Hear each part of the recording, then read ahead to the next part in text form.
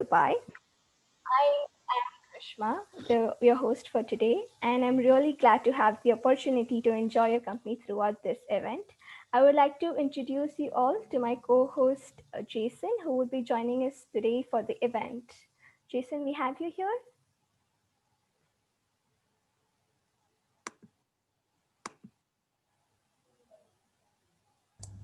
Hi, Jason's running a little bit late. He'll be here in a minute. Okay. No worries. By that time, I'll just introduce our guest for the event. First up, we have Dr. James Smith, our Dean for the university. Would you like to say a few words? I would like to ask you to formally welcome the participants and the audience to the event. Morning. Morning. I'd like to welcome you all. This is a very exciting event for Murdoch University. We've had fantastic participation. Some great ideas have been proposed. And I'd just like to say congratulations to all of the teams who have made it to this final round. You've made it here because you've learned important lessons about creativity, teamwork, and innovation. And those are qualities that we try very hard at Murdoch to instill in all of our students, because they're qualities that will help you to succeed in a very fast-changing world.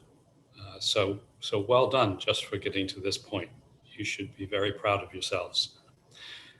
And I'd also like to thank our judges today.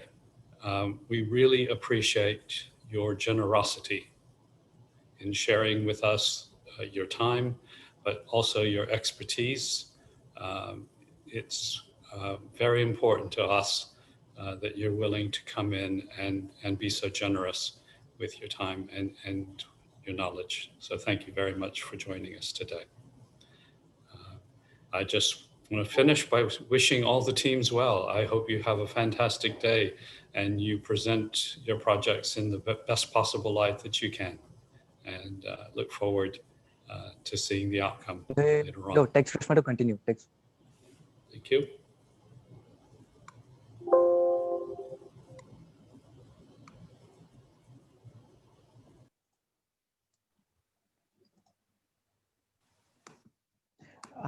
Hi everyone. My name is Jason. I'm sorry, my laptop was a bit laggy today, but sorry for the late introduction. And thank you, Dr. Jim, for that kind welcome note.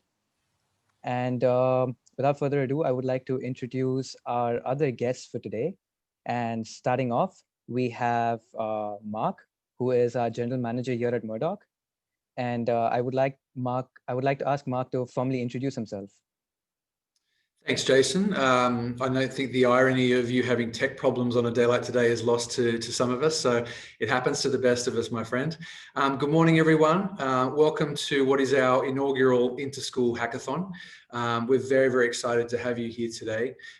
We've had some internal hackathons before at Murdoch University Dubai, but we've never gone out to an inter-school hackathon as we have done now. And it's turned into be a huge event for us. So we're very, very proud to be hosting this event. When my team actually reached out and said, we want to hold a hackathon, in my head, I imagined a dark room with a bunch of people breaking into other people's hard drives. So you can tell that I've probably been watching too many crime dramas during lockdown. But being a qualifying judge yesterday, I couldn't have been more wrong. What I saw were some amazing young people from some of Dubai's best schools who were creative, they were innovative, and they were passionate about the way that technology can help us and also change our lives. So well done to everyone who has participated so far. If you haven't made it to the finals, but you're watching here today, you should still be very, very proud, as Dr. Jim just said. And don't worry, there will be more events like this. So to our finalists today, we have 15 teams, as I said, from some of the best schools across Dubai. And I wish you the best of luck. I can't wait to see who takes out the final top place.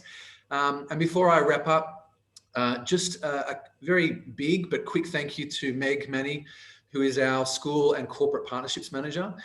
She's relatively new to Murdoch, but in the time that she's been here, she's really created a huge splash, and this event really is a testament to her, but also to a wider team of people on campus, our staff, our faculty, and also to the amazing students who are running this event as well.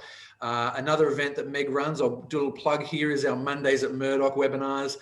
If you haven't seen them, they're on every Monday. Jump online and you can see why they're so popular.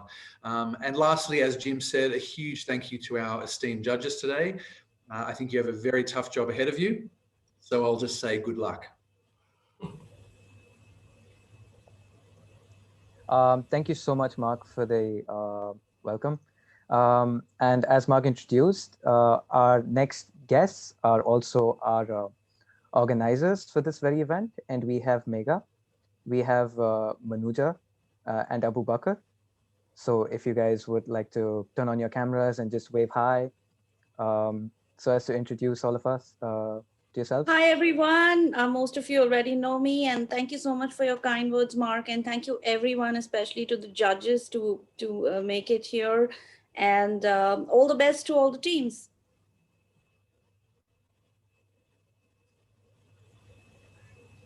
Thank you, everyone. Thank you again. Now, I would like to introduce to our esteemed judges for the event.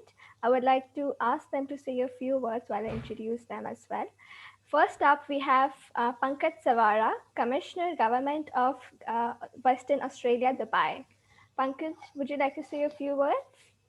Thank you, Grishma. Thank you. Thank you for giving me this opportunity to be part of this very exciting collection of young leaders who would be presenting, young tech leaders or innovators. I think it is our privilege to be part of that and get stimulated. And I won't judge anything, because I think anybody who has reached to that level, they would have achieved what they wanted to achieve. I think we would like to see, share, and share our learning through their presentations. So as Grishma mentioned, my name is Pankaj Savara, and I represent state of Western Australia, the government of Western Australia, the home state for this beautiful, beautiful Murdoch University, the campus, and the people there. I've been associated with Murdoch UAE and Murdoch Australia for the last 15 years. And all those who are interacting on this Murdoch platform, I can tell you that this is one of the best we have from Australia, and look forward to supporting and joining the young leaders now. Thank you. Thank you. Next up, we have Kelly Matthews, the Trade Commissioner at Austrade. Would you like to say a few words? I think she's running a bit late. So yeah, once she's here, we can introduce her. Okay, no worries. I'll move on to the next judge. Next up, we have James Smith, the General Manager at M+. Yes, hi, good morning to all. I'm the General Manager for M+ and also for the Centre of Excellence within Emerald Facilities Management Group. Having 30 years of experience in operations, being brought up with Commodore 64s and Spectrum ZX, systems to today's technology is really exciting. Recently, we've also introduced some new apps within our company, and it was a learning journey for me, and I understand all your teams, what you're going through and how you started and what you come up with a solution. Being in operations is very much a solutions driven business, and my expertise in this field, is great across globally at dealing with all challenges across safety, efficiency, and operational challenges we have. Today's challenges, and I note a lot of the mental health is actually in this presentation, so very relevant to today's situation we have today. So excited to look at it and look at what the new generation has got to offer us going forward. Thank you. Thank you, Mr. James Smith. Moving forward, we have Omid Honari, the Regional Director at Navitas. Would you like to say a few words? Hi, good morning, everyone. Thank you, Grishma. Thank you to Mega and other colleagues for having me. I just wanted to echo a couple of the sentiments that were said earlier. It's really great to be here. And I'm more than anything, and I guarantee you more than the people who will be presenting here today, the finalists, I'm excited to be here. Last couple of days when people have asked, what are you doing on the weekend? I talked about this hackathon as a highlight. And it's important to me, the fact that I've been excited about it, because I think that this is how future leaders, young people, generate amazing ideas that we might see in the future come to fruition, and remember this day and think back. Oh, I knew that person. They had an amazing idea back in 2020. So it's great to see people evolve their ideas that are ultimately going to shape our future in the world, and not to romanticize the issue, but this is exactly where great ideas, great thoughts start from. So I'm really, really happy to be here, really excited to be part of this, and I can't wait to see what's on offer today. Thank you. Thank you, Mr. Omid. Lastly, we have Kiori Chandler, our business program coordinator at Murdoch University, Dubai. Would you like to say a few words? Good morning, everybody. Thank you, Grishma. Actually, I oversee our diploma and undergraduate business school at Murdoch, Dubai. So I'm also really, really keen to see what happens today, because I'm a big advocate of anything that promotes creativity throughout this age group. And I really applaud you, whatever the outcome is today, for your involvement in this. This is fantastic. You've all done a great job, whatever the outcome is today. So well done.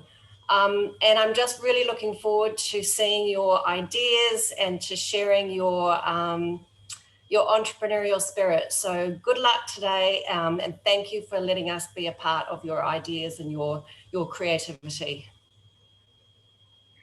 Thank you, all the judges, once again. Now, moving forward with the event, I would like to ask Abu Bakr to just give a quick, brief recap on the workshop, the event, and the preliminary round. Hey guys, how you guys doing? So we started off this program with 15 teams in mind, and what happened is we got like an overwhelming response. So we pushed it out to 42 teams at the end, and we are very happy with the turnout. We started with many workshops, such as we started with validating your problems, validating your application design itself, and then how you present those designs and how you present everything. And it was a comprehensive 7 workshop series. And I think I like to believe that we taught these kids a lot of things. And we are very happy to have 15 schools on board with us, over 42 teams. And I'm really happy for everything that's going according to plan. Thank you. Thank you, Abu Bakr. That was a quick recap. And now I will welcome all of you to the final showdown. The future belongs to those who believe in the beauty of their dreams. On that note, I would like to thank all the participants and the lovely audience for being here. And I am sure you individuals are going to set a high standard for the competitions to come in the next year. Bonnie Blair once said, winning does not always mean being first, but winning means you're doing better than what you were doing yesterday. Do remember that every experience in your life, it is going to be orchestrated to teach you something you need to know when you move forward.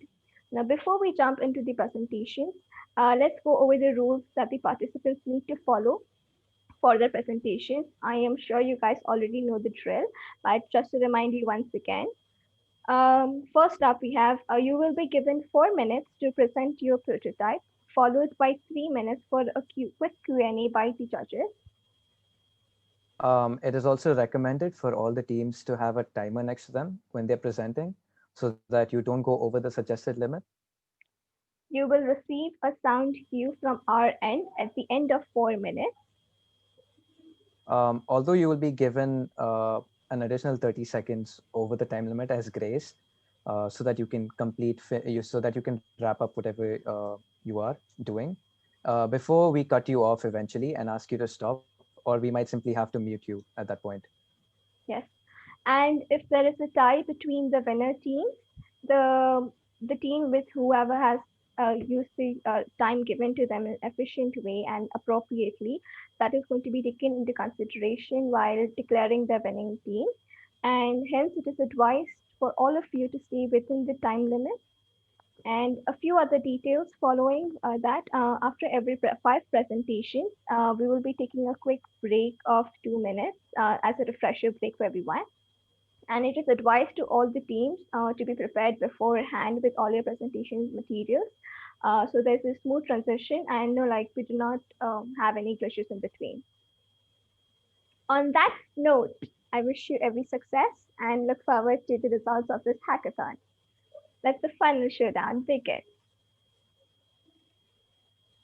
Um, just a minute.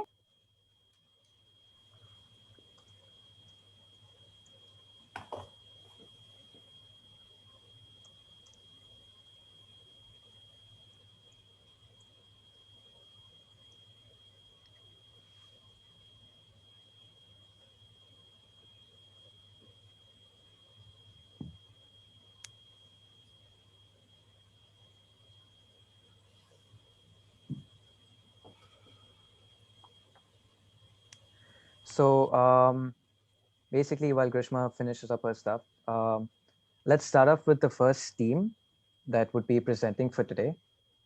And that would be team number 1 from Delhi Private School, Sharjah. So if you guys would be kind enough to share your screen, and then we could start your presentation. Please do remember that your timer will start as soon as you start presenting.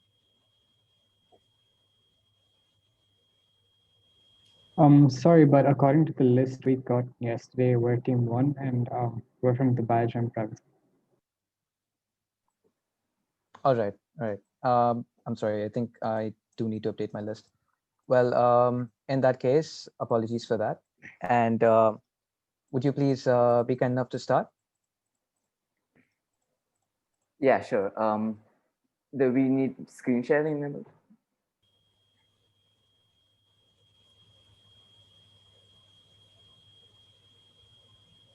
Yeah, you should be able to share your screen.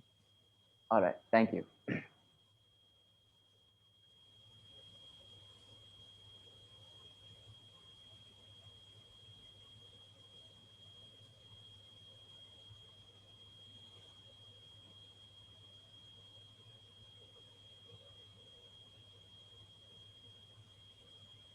Okay. All right. We ready? All right, you can start. Yeah. Meta, we ready? Yep, let's go. Okay. Good morning, judges and guests. We're here to pitch you our app, PP Fit, a fitness app like no other. We have a situation, my friends. Our world today is gripped with this unforeseen threat that has left no stone unturned, and I don't think it needs any introduction. 62% of people have reported a significant impact on their workout routines. And can you blame them? It's just not the same within the confines of our homes. That's 62% of people who no longer have their blood pumping ferociously, feeling that sweet sense of satisfaction. 62% depriving themselves of the influx of 18 different hormones at a time, improving our cholesterol, blood sugar, and even general mood. We need all the strength we can get. Our mental health is dependent on our fitness. And that's why at PP Fit, we believe it's time to exercise control over our lives. And that's when we give you our solution, PP Fit, a fitness app like no other, with its USP being tracking your heartbeat during the workout and another feature being augmented reality. Let's dive in. At PPFit, we prioritize the exercise. We utilize machine learning and AI to offer specialized routines based on your age, your body type, and of course, love for the grind. Fitness trackers are all the rage right now, and that's why our app connects to these devices and monitor your heart rate during every individual exercise to predetermine the reps and longevity of the workout session and molding that session into what is safe, healthy, and fun for you as you progress. Our second feature, augmented reality. Well, finding room to work out at home can be so problematic, right? So in fact, 75% of our respondents stopped exercising simply due to the closure of their gyms. And that's why we decided to use augmented reality to identify ideal locations in your rooms to perform every individual workout. Right. So now we're going to share the prototype with you. So this is what our home screen is going to look like. And just going to log in. And obviously, we get your height and weight to find out what body type you are. And you have options to connect your devices. You can connect a smartwatch or any other audio devices. And this is our minimalistic home screen. You can see your previous workouts, you can see your goal progress, and just general progress over time. And let's start an actual workout. So you can either choose to go with the regime we give you based on your body type and your goals, or you could just choose something else. Say you're feeling physically tired today, you can go with yoga.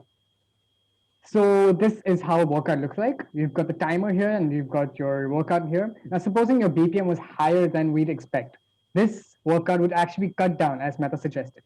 Now, the info button is for if you don't know what to do during the workout, we'd link a YouTube video on how to do it, a pause button and a Spotify button for listening to music. And let's go to the augmented reality section. Now, this is our next best feature. This is where our app actually scans your floors or walls and finds the best space for you to work out. And that poorly edited blue thing is our hologram, basically the augmented reality feature on where you should be working out. And yeah, that's our app. Back to you, Meta.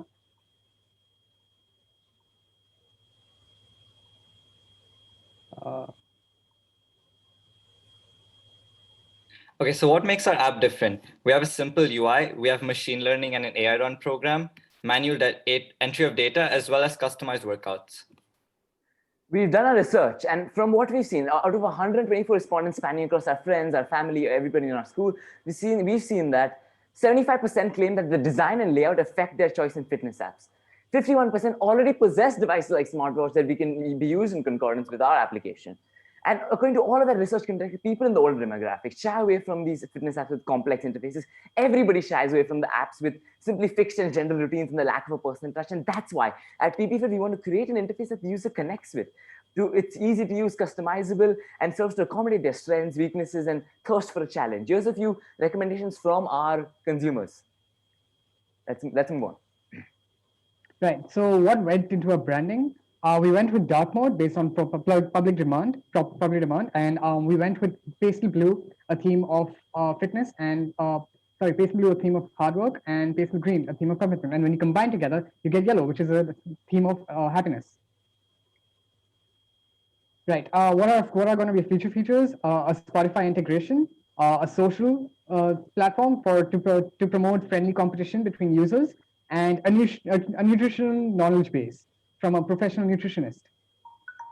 And the idea behind that is to sort of move away from our main source of income being ads to a more of subscription-based service to cover up the cost of these additional features in the future.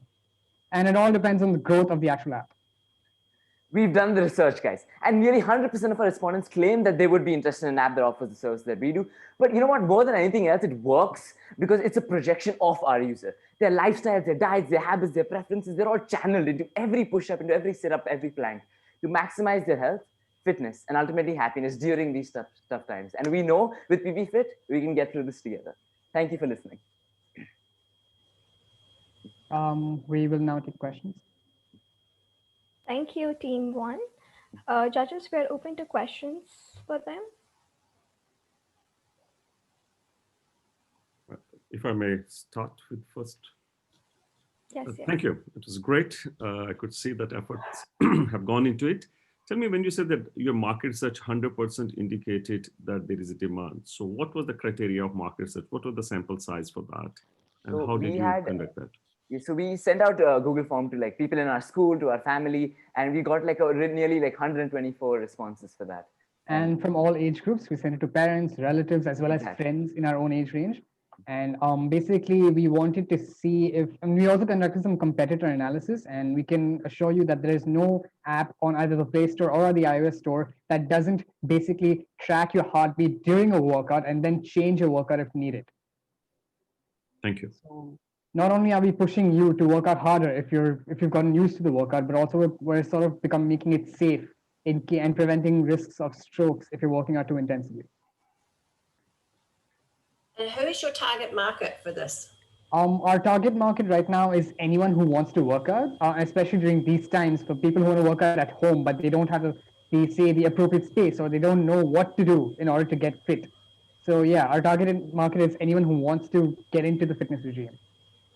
So mainly gym goers who don't have an access to the gym right now because of the lockdown. And in the future, we hope this becomes more prominent. personally, like my parents themselves, they use all these fitness apps, and I feel like they're all so lacking. Like they have their heartbeat, they have your REM sleep every night, but they simply don't tell you what you have to do. They don't tell you which workouts you can do, where you can do them, and that's one of the reasons we really need this, in my opinion. And also keeping in track that gyms will open after the pandemic gets over, we have the nutrition feature kept in mind, so that, because we all know fitness isn't just about exercise or how much exercise you do, it's also about eating right and being committed to your diet and a balanced diet. So yeah, so And when of the course, the pandemic, competition. yeah. When we finally introduce our social aspect, you'll actually be able to compete with your friends and share your success stories on our application, maybe a little, on a news section, so to inspire your colleagues. And the big goal would be becoming the all-in-one fitness app, the only app you Exactly. need to stay fit or just having a healthy well-being, healthy lifestyle. Thank you, participants. We just have time for one question. Any more questions? Yeah, sorry. Taking into effect the algorithms you're going to have to write with regard to health conditions of individuals. What sort of things do you think will affect those people using your app with heart conditions, diabetes, etc.? Yeah, okay. So basically, we're going to have like a threshold limit. Say, supposing you're doing push-ups and your heartbeat is around 120 BPM, which is standard heart rate. But supposing you're a heart patient and your heartbeat goes to say about 140 or even 145, that's when we like cut you down. That's when we give you a notification that you're going too fast. And for a different user, that would be all right, because 145 beats per minute is a normal heartbeat during a workout. So yeah, we will still notify them that your heartbeat is more than it should be, but not as much as a heart patient. And suppose the heartbeat just goes off the charts, we could maybe have a feature to inform emergency services or say a family member that's close to them to make sure they know what's happening or they're kept into the loop. And yeah. Okay, we want them to be able to set their thresholds as well, depending on their conditions, of course. Yeah, I mean, I think it's a critical point on this app is making sure that liability is covered with regard to a person's health, and it would be good to have a health input to finalize your app. Okay, thank you, judges and the participants. Judges, you have 45 seconds to mark team 1. By that time, I suggest team 2 to be ready with your presentation materials. You can just start your screen share. Can I just reconfirm that we've got team 1, their position is team 2 by the looks of it? So are we calling them team 1 or are we calling them by their school name? I think team 1 should work. Mika, is that fine? Yes, we can just call them team 1 for the judges marking, yes. Okay. The Google document with the team list, finalist, this team is number 1, what I'm looking at the Google there. So it's okay.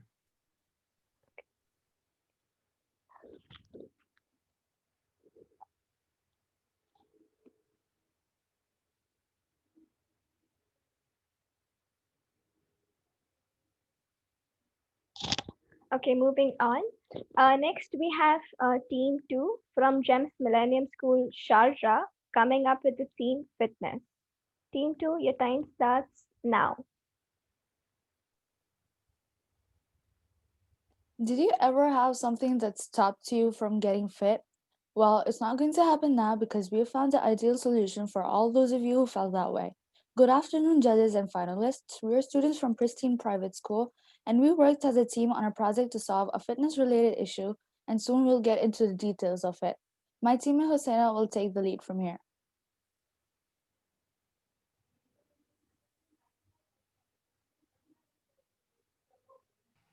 Sorry. We began with interviewing people to gain knowledge and perception about the importance of fitness to them and how will they practice it. We used different mediums. For example, we had Zoom calls with a couple of friends. We interviewed our family members like face to face, and we also made some personal calls as well. This was a great way to gain and collect information about potential customers. And we interviewed 50 people, and most of them were young adults between the age of 15 to 24.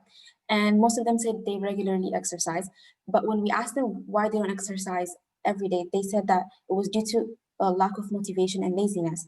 And 54% of them agreed to have a personal guide for their workout routine. Our survey helped us understand that most of the people did know the ways of exercising and getting fit. In fact, more than 50% of them did it on weekly basis. So we came to understand that the problem is not about knowing how to exercise or the type of exercise they must follow, but it was the lack of enthusiasm, as most of them have stated that they don't feel motivated enough to exercise. So we figured out that the problem of our potential customers was lack of motivation and inspiration. To resolve that issue, we created an iPhone app called Fabletics. There are several components in the app that are sure to get you back on your feet and start your day with a little bit of training. The next slide displays a video of our app. Here is the sign-in page where the user enters their details such as their email ID, phone number, and a user will also be asked a number of questions that are related to their diets and workout routines and other details when they sign up. And this is where you get to add your profile picture. This way you feel involved and it becomes a personal app. And that way you can get attached and feel comfortable to use it and hopefully grow to love it as well. And beneath the profile picture, there's a quote reminding you about the beautiful things and to boost up your confidence and give you the courage and inspiration to exercise. And those quotes change on a daily basis.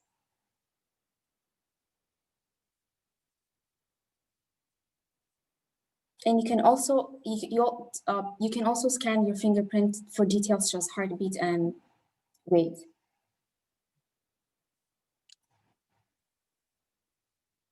On the bottom right, there's a music icon. This is where you can download the music you want to listen to while exercising. This will help create a pleasant mood and convenient environment.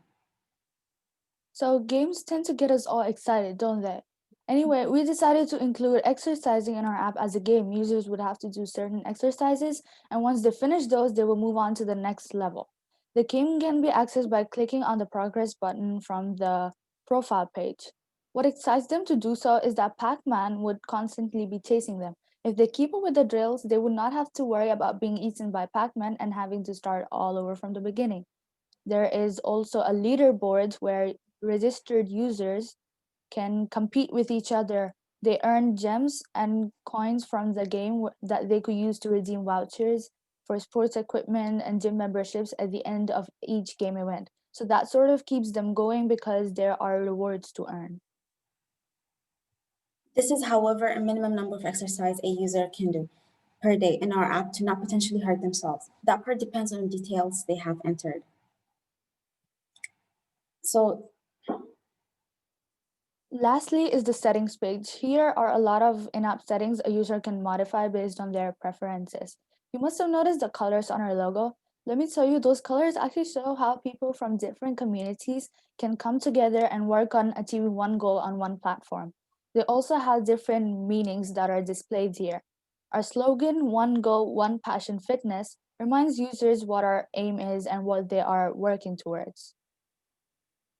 So this was all about our promising app. Thank you. Thank you, Team 2. And I'm sorry for the school mix-up. They are from Pristine Private School and coming up with the theme fitness. Judges, we are open to questions for them.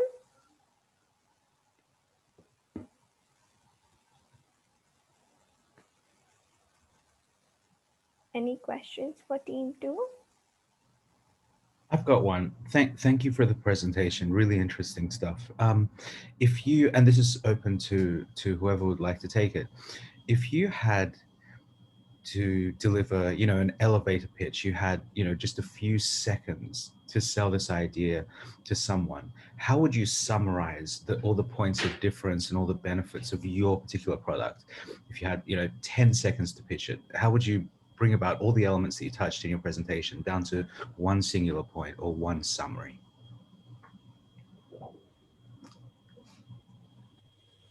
Okay, so one point we didn't mention was that we will be providing them with gifts by the end of the month. So there's a leaderboard, and the first, second, third place contestants will be given awards. And so we'll mention that first of all, because everyone likes rewards.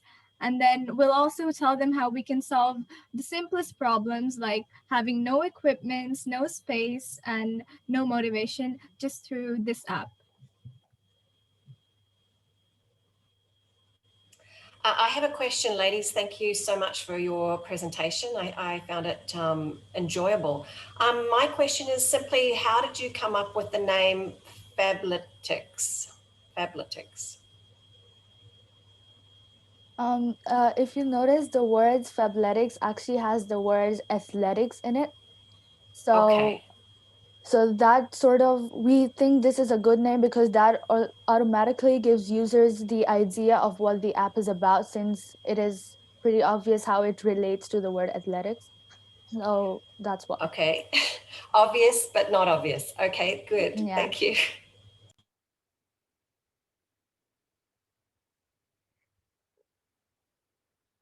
Do we have any more questions for team 2?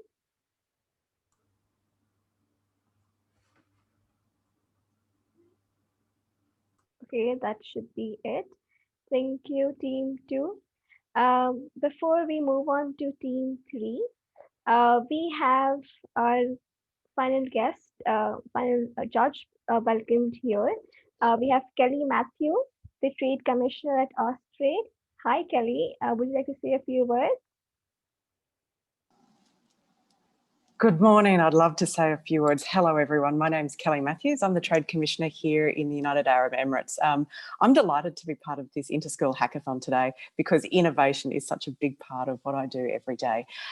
So a lot of my job is helping innovative Australian businesses who want to share their product or their service or their new technology with the world and with the Middle East region. So, as you know, Australia has a long history of innovation and groundbreaking invention. So we've made a lot of unique contributions. And so I'm really looking forward to hearing the contributions from our finalists today. So many of you may or may not know that it was an Australian team who designed and developed Wi-Fi, which is now in over 800 million Wi-Fi enabled devices. So I think we can all agree that Wi-Fi is something we can't live without. And from a small idea, big things grow. So I think over the last year, there's been many challenges, particularly with the pandemic, but innovation is the way to respond. So I'm really looking forward to seeing the rest of the pitches today and to see how we can solve some of the really big problems and bring people together.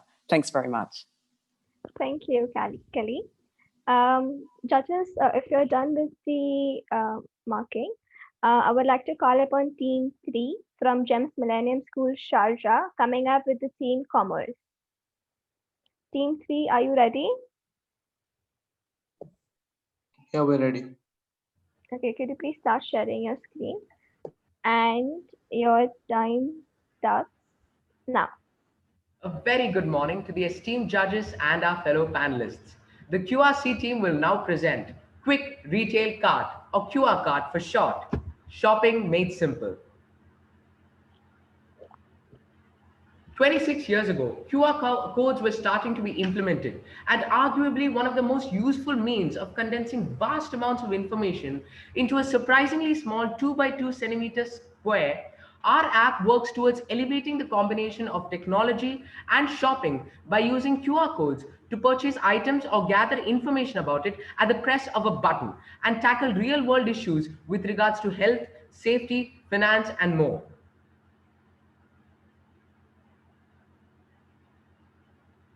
Next slide, please.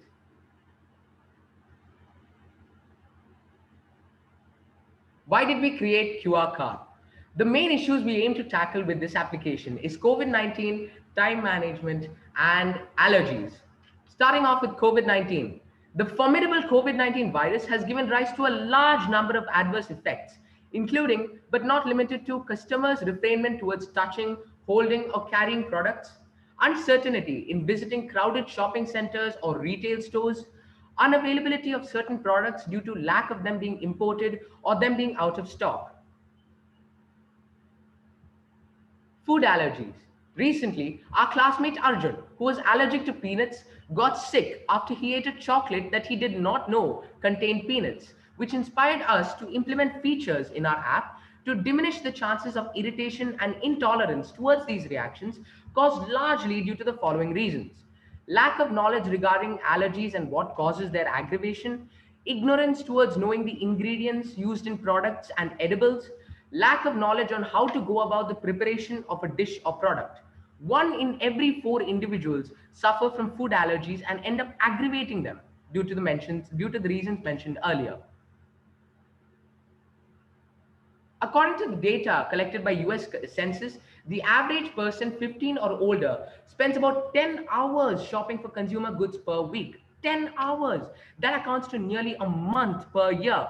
The primary reason this arises is due to the indulgent nature shopping malls, e-shopping portals, and other retail stores project into their customers, causing them to log hours on hours in this activity and shed much more money into products they didn't even need in the first place. I mean, how many times have you all walked into a store intending to buy one product and have come out with 6, 7 bags? Our application aims to reduce the adverse implications of everything mentioned earlier and give solutions to a variety of issues in regards of safety, health, finance, and more. Our solutions. Our solutions are embedded in the features we offer with this app. Big, basic information gatherer. With the click of a button, the app goes through search engines and online e-shopping portals to give basic information about the product, including what is the product, what does it do, where can one buy it, how much does it generally cost, etc. PIPE, Product Information and Price Exchange. This app also allows the user to compare reviews and prices, etc., with other similar products available in nearby markets or e-shopping portals to see which is the best source of purchasing and where the user can get most returns for his or her contribution. PX4, Product Purchasing and Payment Procedure. This app, also with the click of a button, can place the order of any product from a selected source and can proceed with the source's means of shipping and payment or transaction. DISC, Directional Information and Selected Checkout. This app also provides a facility to those who would like to visit the shopping center or the source to purchase and check out from there. To enable this, on selection of the preferred source of purchase, the app gives a map and directions to the site and also provide their contact details to ease the checkout process. And this app also gives us information about what may trigger a person's allergy. Using these features in an app, a customer need not come in contact with any product or item and does not need to approach a shopping center or retail store. Furthermore, the app can reduce time spent and can purchase and deliver the desired item like this. Working of the application. We use the app designing software Figma to make this prototype.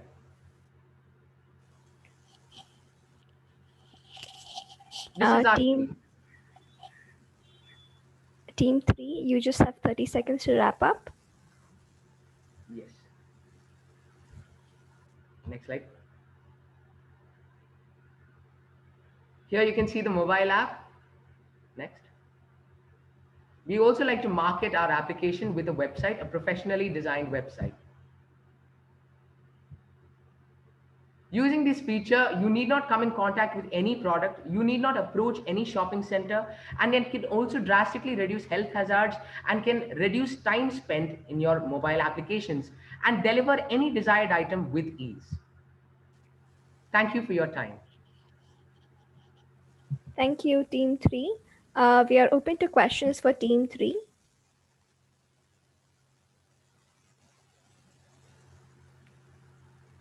Thank you.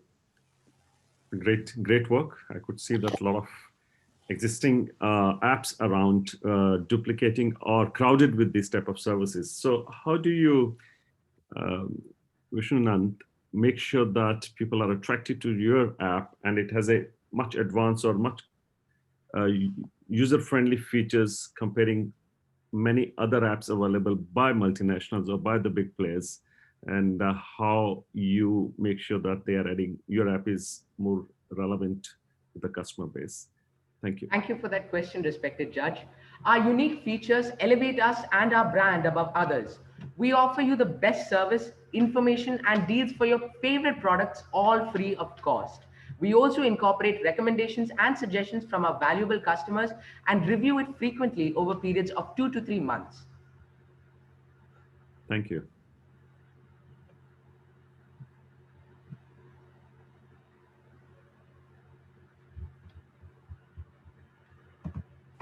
Do you have any more questions for team 3? I have a question. My name is Joseph Stevens. I'm the coordinator for IT here, the undergrad IT. I'm just curious, you were talking about bringing different prices to get the best price.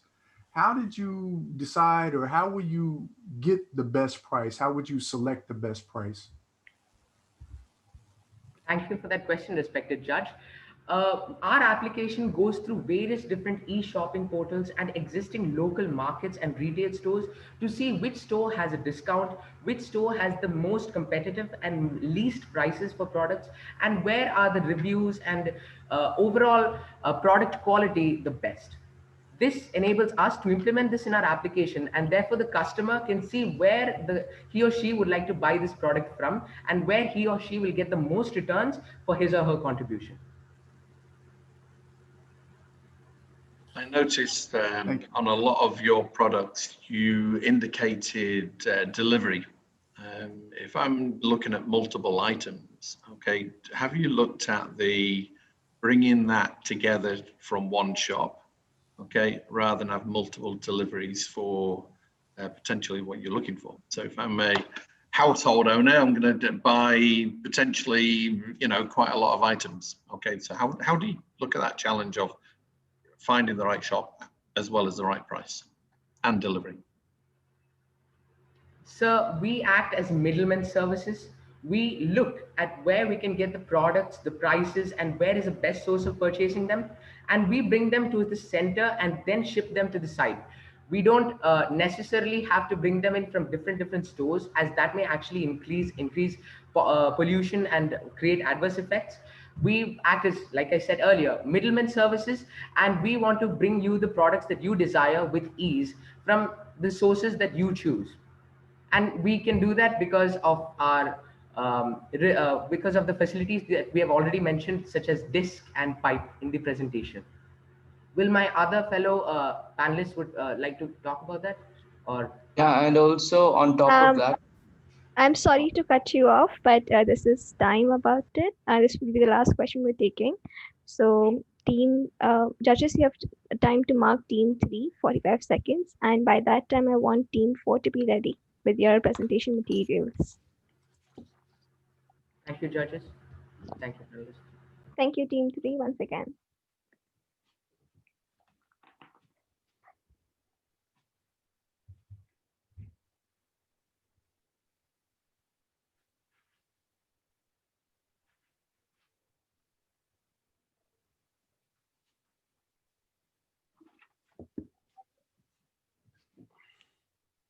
Team 4, are you ready?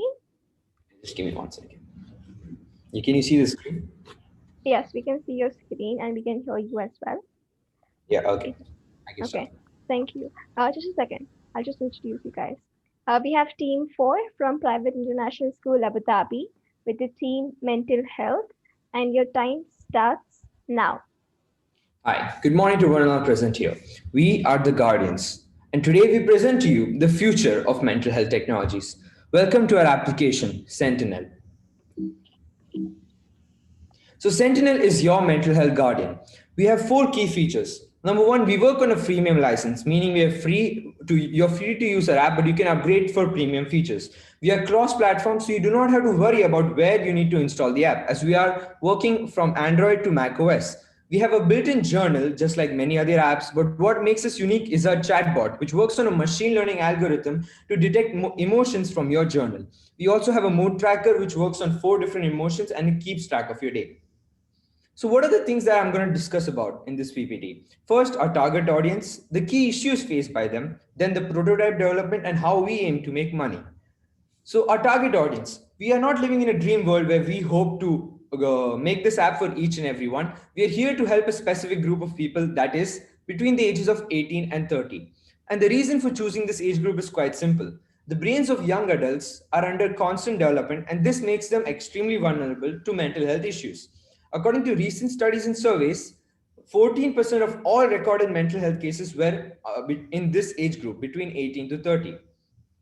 So, what are the issues that are faced by young adults? So, the four main issues are number one, extreme academic or economic pressure, especially in university students, which is why we have decided to make this app free for them. Second, they are worried about their appearance or behavior in social situations. Third, loneliness. And fourth, one of the main reasons, extreme low self esteem.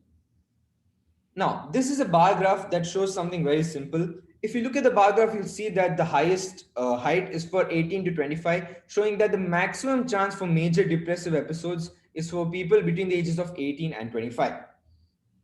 So let's talk about a key feature, the chatbot. So what is the chatbot?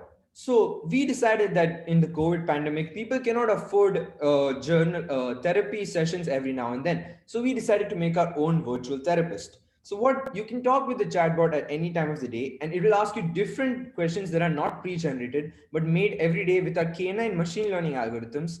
And this works on the emotions that are detected using keywords in the journal.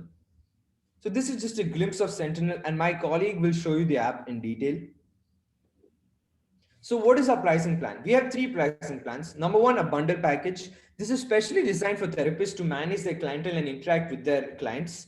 A duo plan, a lovely plan for family and friends to look after each other, and a self-help plan which is carefully curated for the strong individual.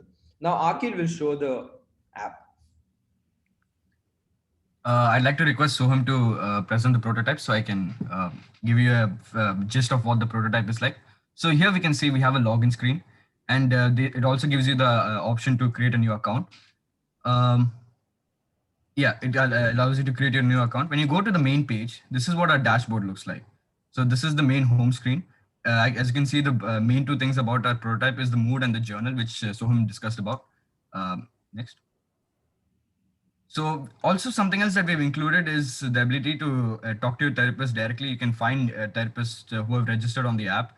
We also intend to include a watch hybrid app that allows you to track your BPM for anxiety attacks and panic attacks, stuff like that.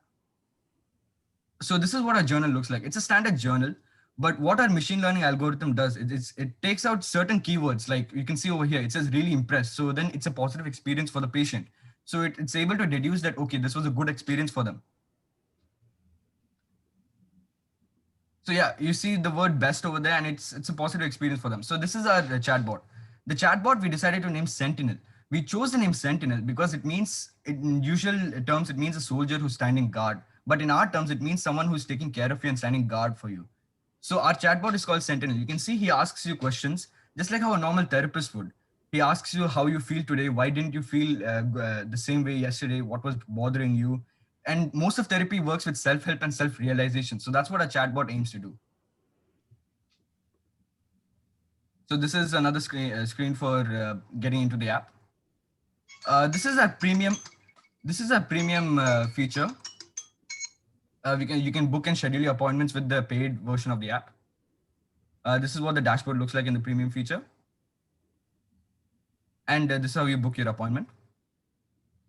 And this is what your profile page looks like. You can look at the history of therapists and people who've you've contacted.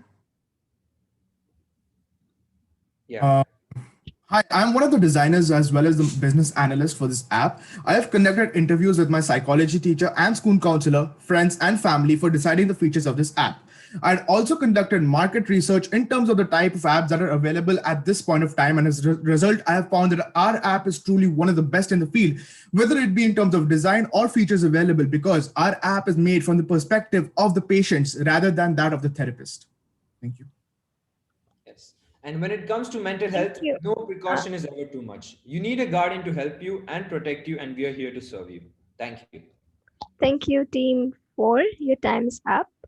And judges, we are open to questions for team 4.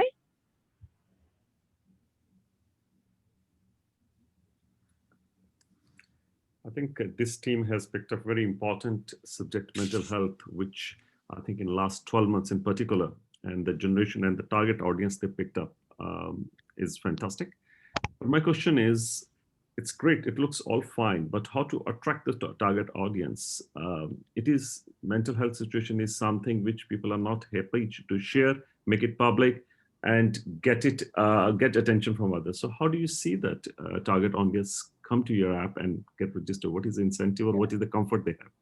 Yeah, so this was one of the first thing that came to our mind when we thought about this app. And we thought, who would like to use this a lot? And that is university students, right? So what we do is, as a company, we are aiming to arrange these kind of seminars in universities, as you already know that this app is free for university students. So we go to universities, talk about our app and show it to them. And as it is already free, this will obviously attract university. And by word of mouth, these students will tell their parents or their colleagues at their workplaces for internships, etc. And this will spread the app. Another way that we do is by the therapist itself. Now, many people are already seeing therapists for mental health problems or mental health issues. So what they can do is the therapist can recommend this app. And when the therapist does recommend this app, she'll recommend the premium version because it helps her to connect with the client. So we get a certain sort of, the therapist gets a certain sort of commission from our fee, which encourages the therapist to share the app. So that's two ways: one through university seminars, and second through the therapist herself. Thank you. Thank you. We have time for just one question for them. I just have one question. Thank you for your presentation. I found the colors very upbeat and happy, which is conducive to your goals. I would just have a couple of suggestions to maybe narrow down your target audience and to think a little bit more broadly about who you're providing the solution for. I think university students are definitely a key market, but they may not be able to provide you with the monetization that you need. So maybe think about who would benefit from university students having a stronger mental health status, and then and look at it from that angle. And it probably wouldn't be feasible to offer a commission to counselors or psychologists, because that would go against an ethical code. So think about data privacy, and as was mentioned, you know, this is a sensitive area. So maybe think about the broader audience of who you can help in this, but definitely a worthy investment, and good luck. Thank you so much. Thank you. We'll surely look Thank into you so that much. for next market research. Thank you. Thank you, judges, and thank you, Team 4. Judges, you have 45 seconds to mark Team 4. By that time, I advise Team 5 to be ready with your presentation materials. Thank you.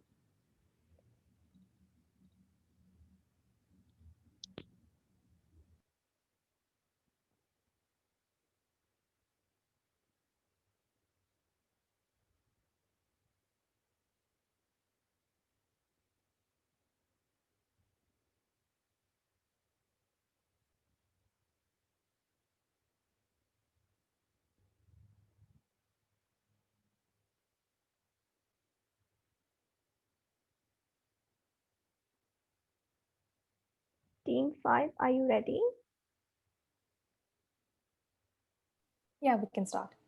So, okay, wait just a second. I'll just Yeah. introduce you guys. Yeah, thank you. So now next up we have is Team 5 from GEMS Modern Academy presenting the theme fitness. And your time starts now. Okay, good morning, everybody. My name is Nima Shakur. I'm a member of Team Alpha from GEMS Modern Academy. Today, we're going to be introducing you to a fitness application called Schematics.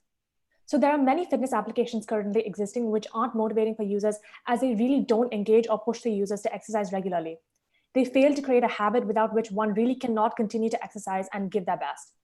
Even the nutrition applications provide healthy recipes, but not quite those that are suited to your personal needs. In order to obtain a realistic analysis of market needs, we conducted 20 customer interviews. We found that the majority of them used to exercise thrice a week prior to the pandemic, but the frequency has dropped well below once a week. A recurring reason was that they lacked motivation, and the apps which they had tried earlier failed to provide the same. Another surprising finding was that people did not follow a fixed diet and hardly counted calories in food. We learned that people were bored of doing the same exercises as they became very monotonous over time. Incentivizing the use of application makes it more appealing to customers. Users are not willing to spend on apps with no certainty and are more likely to download a free app.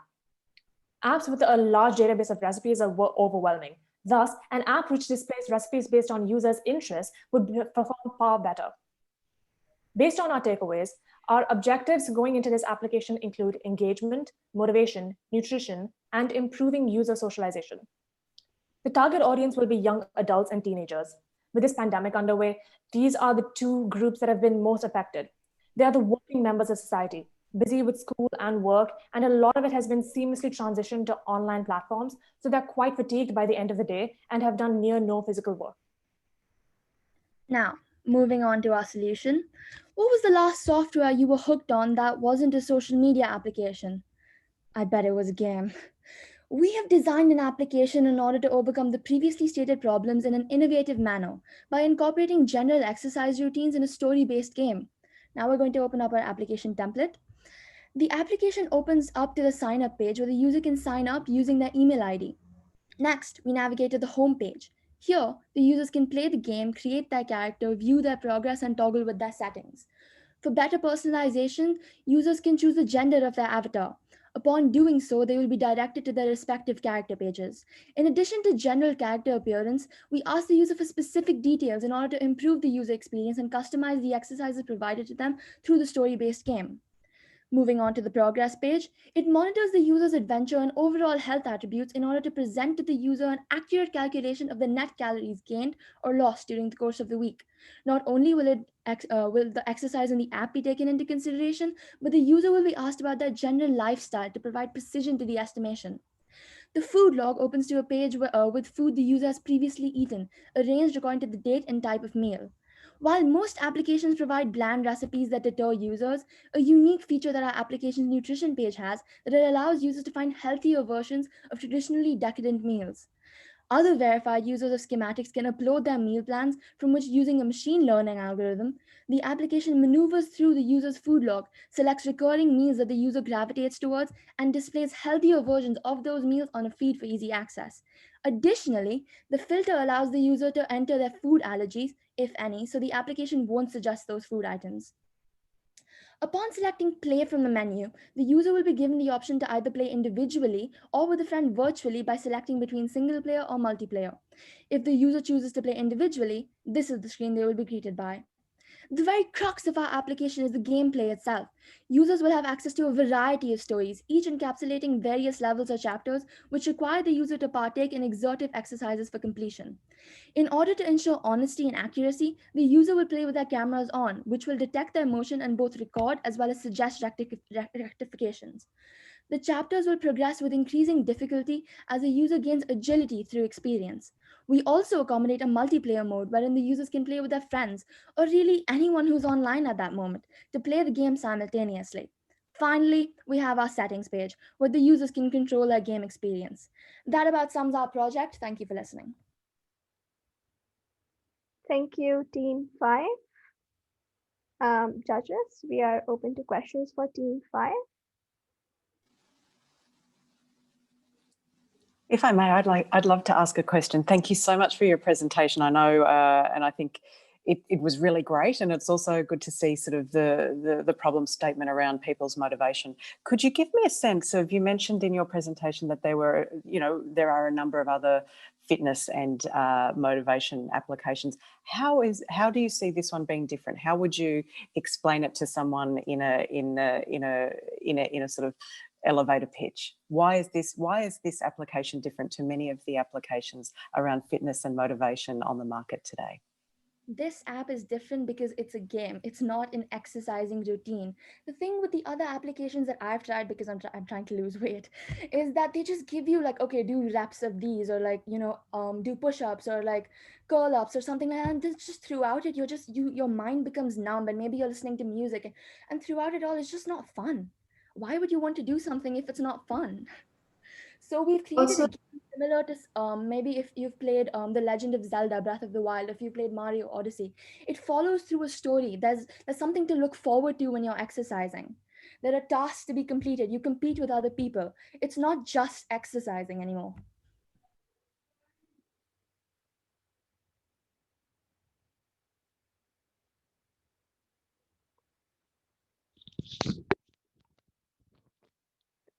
Thank you, Team 5. Kelly, if you were saying something, you were on mute. No, okay, thank you. Any more questions for Team 5?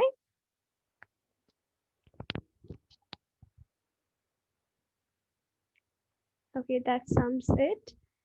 Thank you, Team 5, for the lovely presentation. We're done with first 5 presentations for Group 1. And we can take a quick 4 minutes break just for a refresher. And hope to see you all again by 10:10. Okay.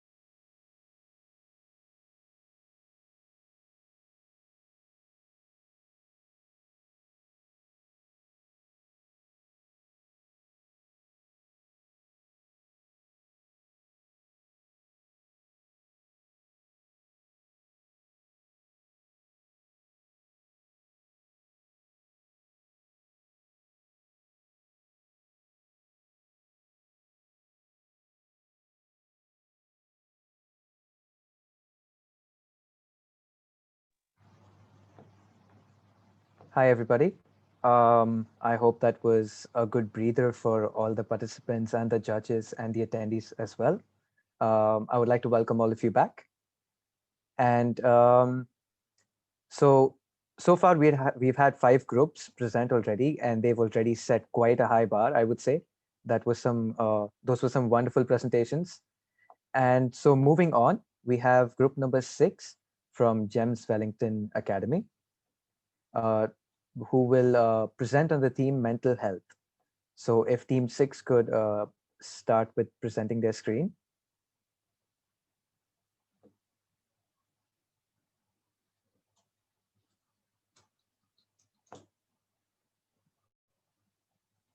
Right. And your time starts now. Since the start of the COVID-19 pandemic, life as we know it changed, especially for students. As per a survey conducted by the World Health Organization, it was found that 60% of participants reported significant disruptions to mental health services, including 72% of children and adolescents. In the meantime, demand for mental health services is increasing to the point that 53% report feeling worried and stressed due to the coronavirus. We conducted market research by asking students about the biggest problems they face with their mental health. They all reported that they struggle to deal with and comprehend their emotions when working, mainly due to their increased workload and lack of time for themselves. They also felt that once they started feeling stressed or upset, it was very hard for them to start feeling better. Most importantly, we found out that their solutions were either scattered, disorganized, or non existent. That's where MindPad comes in. We developed MindPad to help students cope with their emotions. It is vital to give students the opportunity to take a few minutes out of their day and focus on themselves. The user is simply asked to enter their mood at several points throughout the day, reminding them to monitor their emotions on a regular basis. So, what makes our app unique?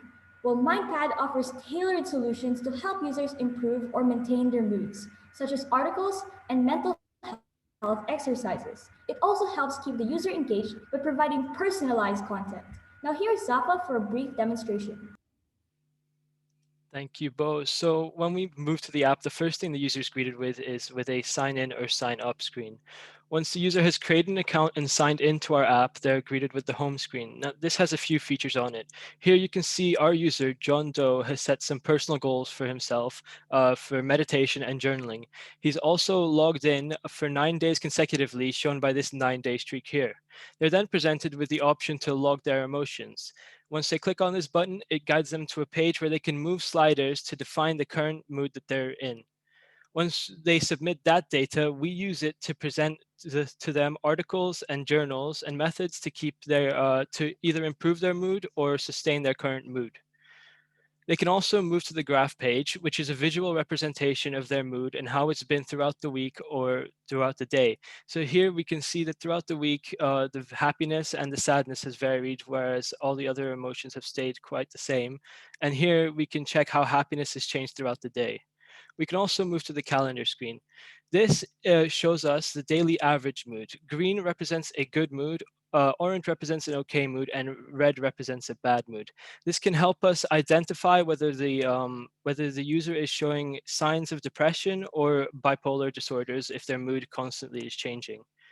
Then one of the most important features of our app is notifications. If we head over to that section, you can see we have the option to give the user randomized notifications so they never know when a notification might come, or we can ask them when we should send notifications and how many they wish us to send throughout the day. With that brief demonstration over, I'll hand you back to Bo. To test our solution, we consulted a professional who has a bachelor's degree in psychiatric nursing and has over 20 years of experience working in mental institutions, and she stated the following: I love the idea. The app looks great, and I truly believe it can help predict when vulnerable people are showing signs of early stage depression or bipolar behaviors. We believe that it is important that students are not only academically intelligent, but also emotionally intelligent. One critical facet of EQ is learning to correctly identify your emotions. As Daniel Goleman states in his book Emotional Intelligence, an inability to notice our true feelings leaves us at their mercy, which is what our app aims to address. Since our app asks users to log their moods regularly, it allows them to practice reflecting on their emotions. And to keep our app accessible, it is completely free to all users. Alongside that, we designed and developed an extremely user-friendly interface, as well as making the app cross-platform so it is accessible to both Android and iOS users. On behalf of my team, we thank you. Thank you so much for that wonderful presentation. It was very detailed and informative. And now I would like to move on to the judges and ask them if they had any comments, feedbacks, or questions that they would like to ask.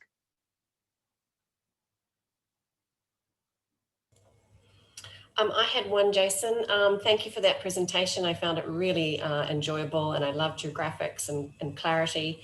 And I really wanted to commend you on the objective of improving the practice of reflection, because that's certainly something that is highly valued by employers and can do you well for your entire life. So well done to that. My only question really is, how will you make money?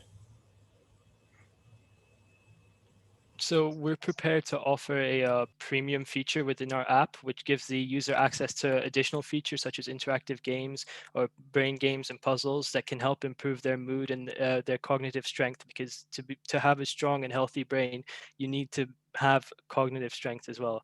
So that's our main aim, because we don't want to include apps on the app, because the whole point of the app is to uplift the user's mood and keep them in a good mood. And from personal experience, if you go onto an app and an ad just pops up out of nowhere, it kind of frustrates you, especially when you're trying to do something important. So we want to avoid that as much as possible. Okay, thank you so much. Thank you for that. Any other questions from the judges?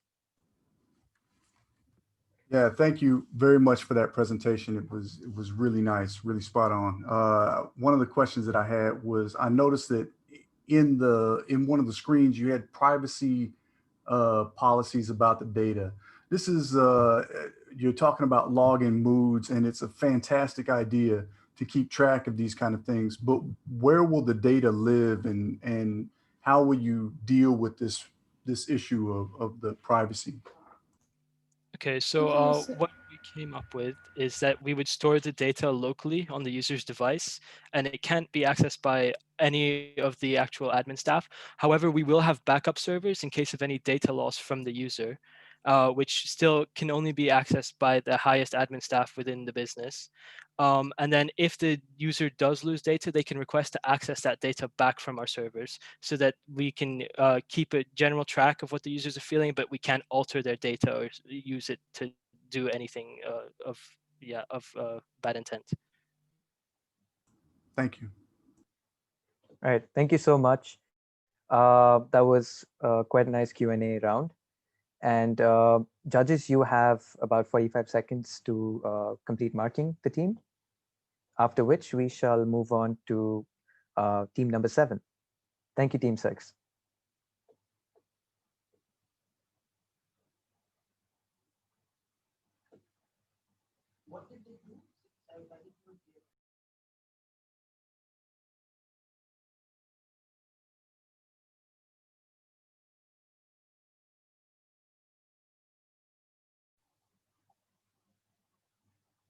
All right, so moving on, we have team number 7, and they are from the Indian High School, Dubai, and they would be presenting on the theme collaboration.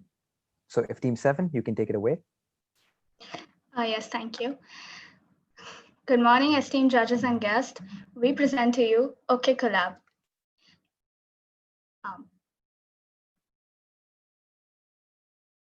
Juhi. My name is Juhi Saklani.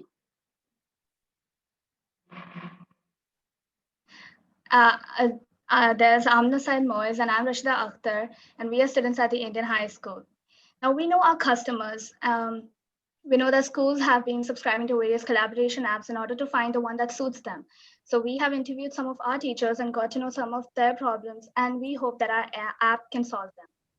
So firstly, attendance list. Marking attendance for each and every student is very hard for the teachers. And so our app hopes to make it easier. Then we have monitoring collab rooms where the students are divided into different groups and the teacher can view all the groups in one screen.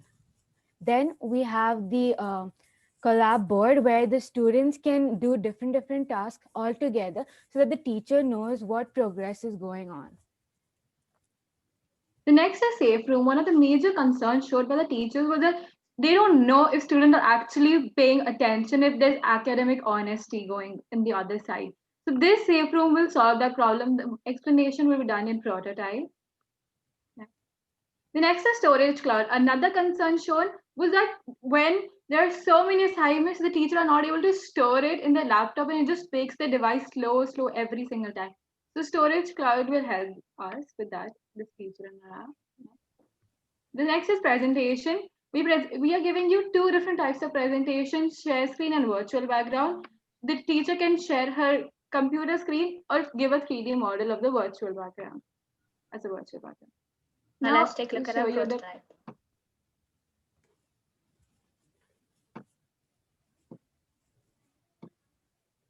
So this is a prototype. We try to keep the name as simple as possible because the major concern in apps was that people don't remember the app name. So how will they suggest it to their peers?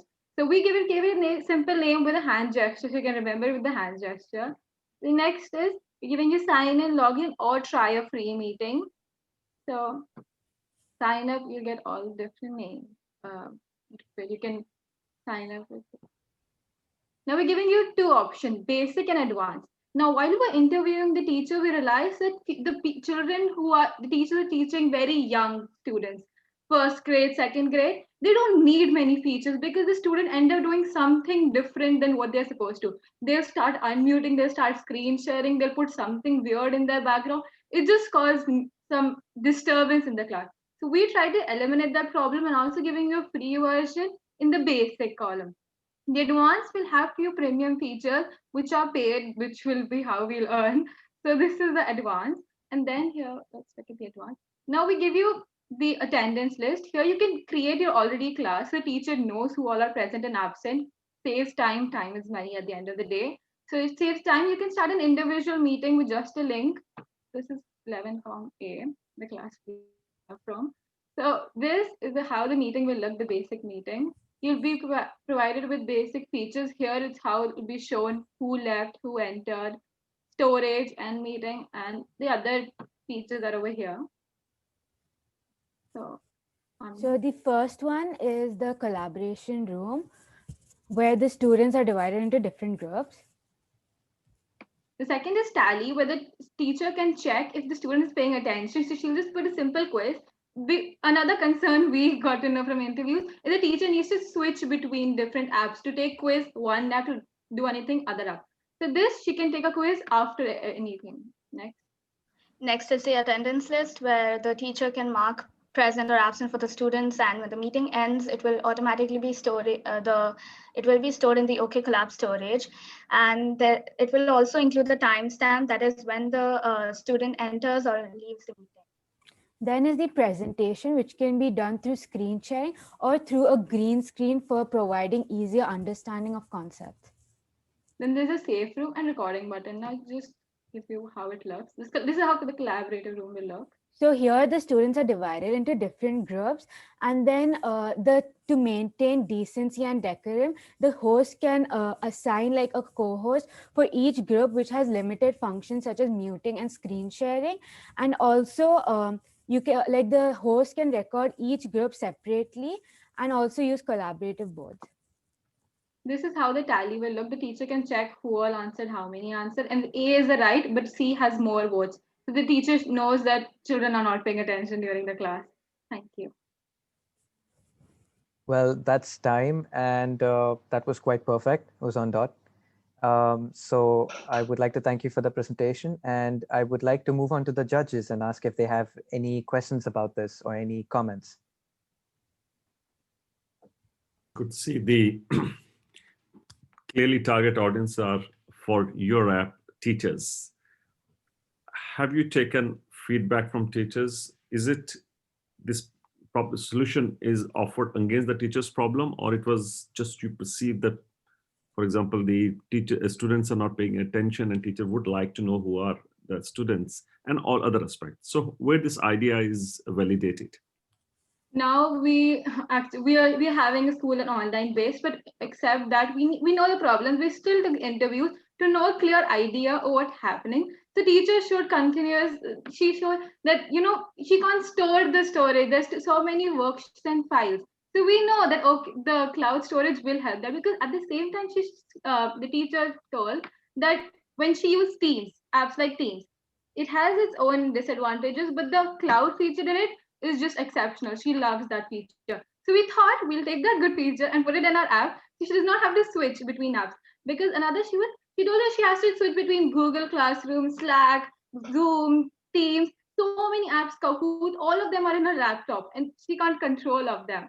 So we are giving all of them. We took the main features, tried to solve problems like monitoring the collab room, because another concern was the teacher does not know what's happening in the collab room. Is it just they are just cheating from another place, or are they even discussing to the point?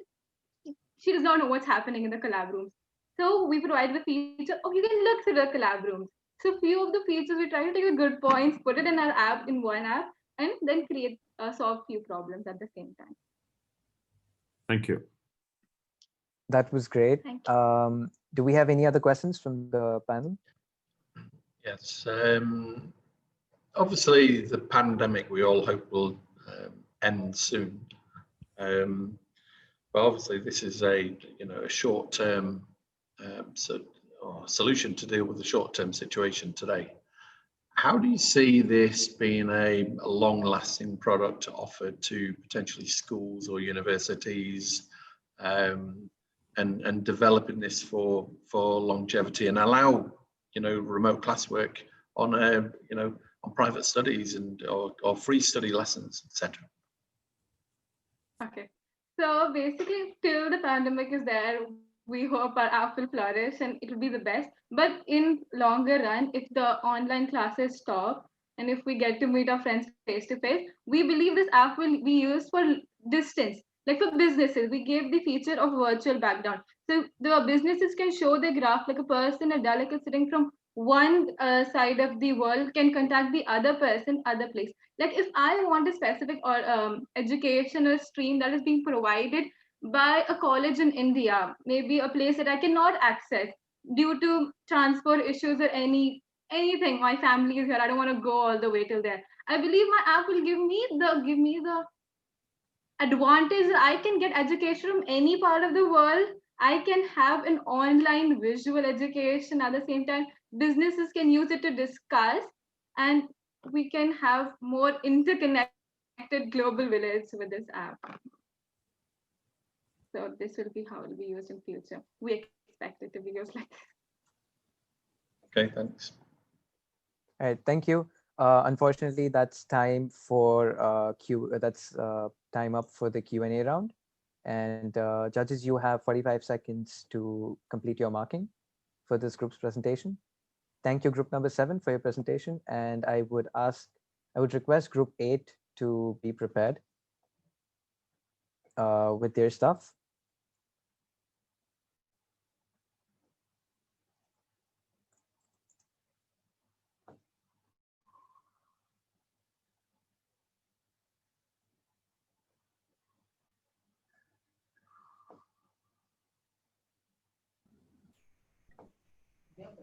Can we start? Okay, just a second. You can start in about 15 seconds.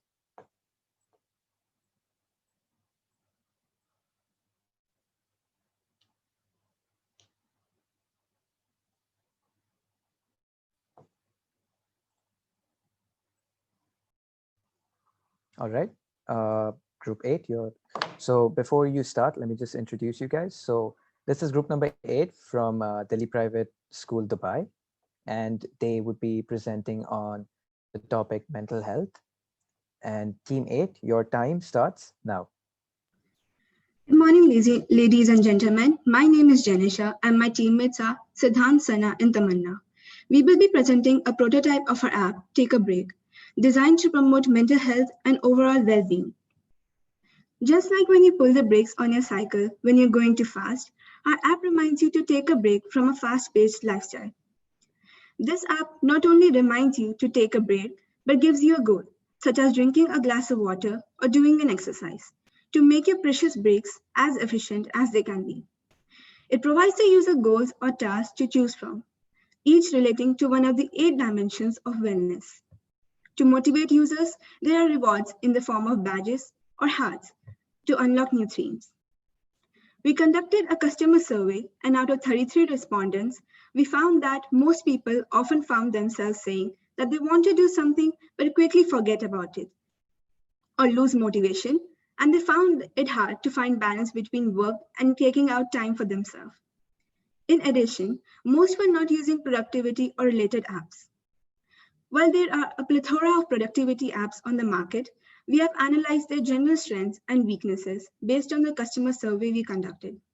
While many boast a great number of features and options for customizing, they tend to charge for these and don't provide an incentive for regular users. They're also easy to ignore as there is no reward for completing tasks or reminders from the app. We want all our users to be able to enjoy our app without needing to pay for the features that make it unique. Keeping our commitment to accessibility in mind, we have decided that advertisements will provide us the revenue we need to continue improving our app, while letting us keep it free for users. We hope to partner with companies that share our goal so the ads too may be beneficial and relevant for our users. I will now walk you through our prototype to show you how we have addressed these problems to ensure the most user-friendly experience. Here you can see what our prototype looks like. The first thing the user sees is the login screen, which prompts the user to enter their username and password. After logging in, they see the main screen where they can see a challenges and goals button.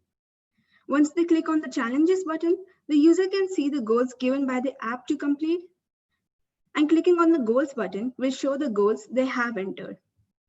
The achievements screen shows them the achievements which they can unlock after completing a certain amount of goals. Most productivity apps don't offer a reward system, which causes users to quickly lose interest.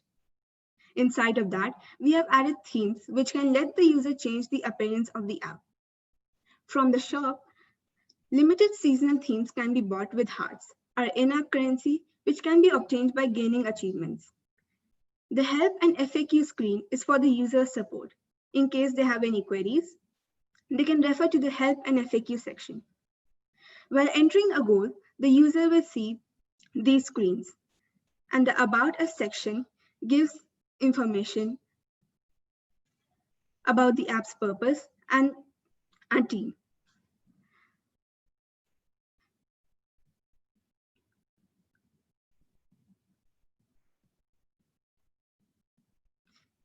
This is what the daily reminder would look like on the lock screen.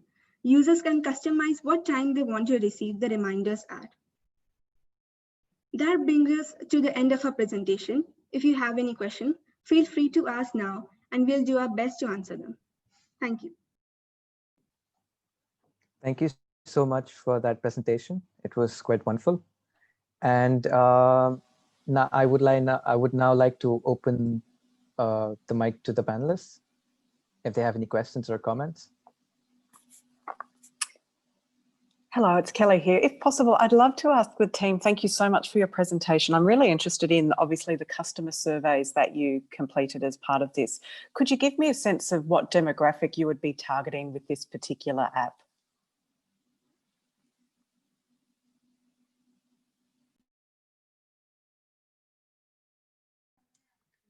The demographic that we're trying to target is mostly teenagers, but we would like people of all ages to have access to the app, which is why we've made it free. The customer survey that we did was mainly among our friends and relatives. It was about 30 people, so we won't have the most accurate results, but we think it is fairly precise to go by those results that we have gotten. And we do think our app does provide some services that other apps do not. And we did learn from what other apps lack and what people wanted from the survey, and we try to implement them to the best of our abilities.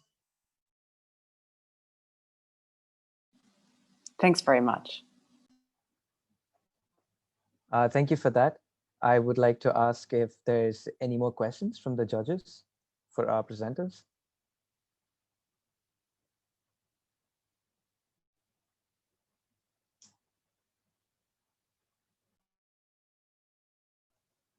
All right, since there are no more questions, I would give the judges 45 minutes to finish their marking.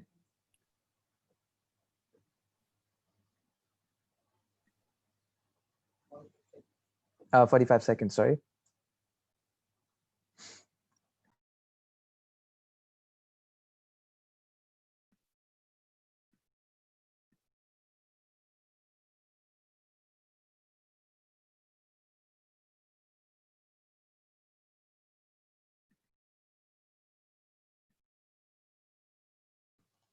And while our judges are doing that, I would request the next team to be prepared. That would be Team 9, to be prepared with their presentation.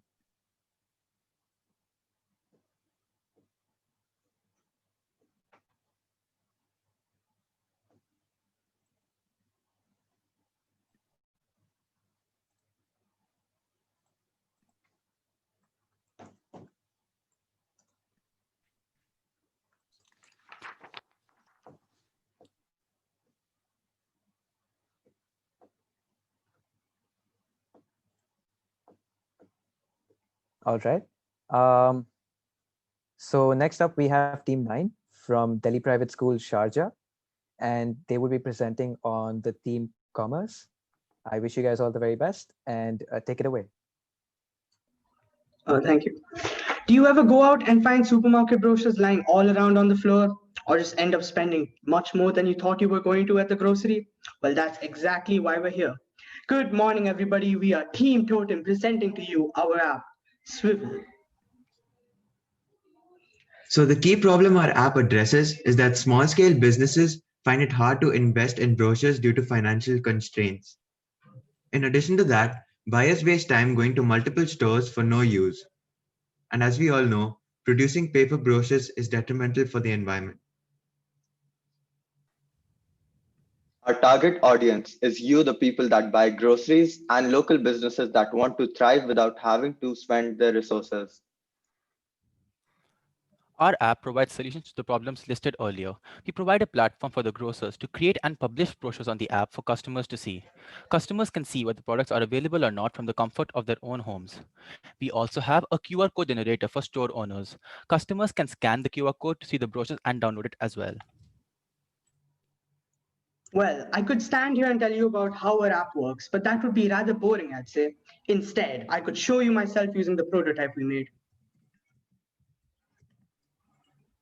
Thank you so much, Chris. So as you can see, you the users, this is your homepage, your storefront page, where you can see your local groceries nearby. Moving on, the foundation of our app. This is the brochure library, where you can see all the brochures you've downloaded on this app. But what makes the brochures so special? They have real-time database updating. When the store owners update what's not in stock, it's not in stock for you. It is as simple as that. Given the fact that we're not actually integrated online ordering into this, we've actually given you the option of viewing these very store details. Moving on, a feature as mentioned earlier by one of my friends, Shobit, was that users, these store owners would actually be able to implement QR codes, which is actually done, where the users simply just scan the QR code and are able to view the very brochure. Moving on, when we've actually interviewed our customers and relatives, we've realized that they wanted a specific feature, a small notepad, where they could actually jot down what they wish to what they wish to take from these very stores. As you can see, the feature is right here. Moving on, this is where our storefront side of the app comes into play. This is where the store owners can update details about their app. Moving on, this is the store management side of the app, where they can simply view reviews and see how their app has grown through a period of time. Again, the foundation of our app, the brochures page, and another one, the store inventory. One of the key features we've actually, or problems in fact, we've realized while actually trying to implement an online model or an online delivery model was that they lacked the opportunities to actually implement a good inventory. Thus, we're giving them the opportunity and privilege to in fact do so. Moving on, the question of a brochure, this all they have to do is just simply take a photo of the object. They're supposed to enter the details and they can simply publish it. Thank you so much. This app boosts small-scale businesses in their locality. It provides these small shops easy advertising and promotes their deals. Brochure management becomes easy for them and thus helps them boost their sales. So let's return back to the customer interviews. After we've interviewed them, we've actually understood some problems and some fixes we need to implement. From the consumer point of view, from the user point of view, they wish that they want to be able to compare products. They wish they can see the nutritional facts of basic products such as fruits and vegetables. While from the grocer's point of view, they wish that the local languages are supported and they're able to, and users are in fact able to order from the app itself. But how are we going to get funded? A very important question. Google Ads is the most common one out there to help us give minimalistic and important funds. And on the other hand, paid features where users can simply pay to improve it. For example, improve the brochure quality or even get rid of ads. Then moving on, a subscription-based funding model would be implemented for like medium level stores and large scale stores using our application, so they can further advertise and integrate themselves with us. Moving on, when we say providing promoted content, we act as a medium. We act as a medium where these small scale businesses can promote. Thank you so much. This is Team Totem. Thank you so much. That was quite a wonderful presentation. And I do like the saplings above each one of your heads. That's quite a nice touch to it. And so now I would like to open up the Q&A round by asking the judges if they have any comments, feedbacks, or questions they would like to ask. I have one. Thank you, Team Totem. And I also agree with Jason. It's a cute touch to have the little imposing leaf above your head. That's cute. So well done. Can I just clarify, is this a place that solves a problem for very small, like little supermarkets, so they can upload their, basically use it as an advertising platform? And is it then also a solution for people in their locale of those little supermarkets to see what specials are on? So is that what it is? I was just trying to clarify it in my own mind. Actually, that's where a product is actually being integrated towards. It's working towards to these very problems that you mentioned. That's the point of the app to a certain extent. Okay, so it's basically a place to come together for those two different groups. Yes, it's some, yeah, you could put it in that way. It's where just local markets can interact with the people around in a better way, because they technically lack the funds to do so via physical options such as printing, etc. Our app provides that very platform. Right, understand. Okay, thank you. Just wanted to clarify that. Thank you for that. And I would like to ask our judges if they have any further questions. We are accepting questions.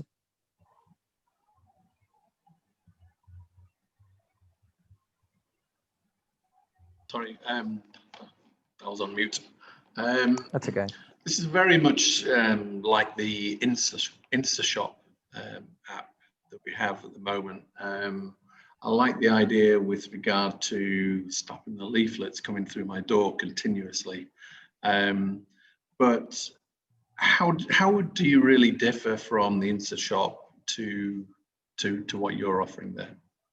So what InstaShop is basically an application which just lets you purchase from stores. And I'm just reminding you that InstaShop only works for mid-scale businesses to large-scale ones, not your local small-scale businesses.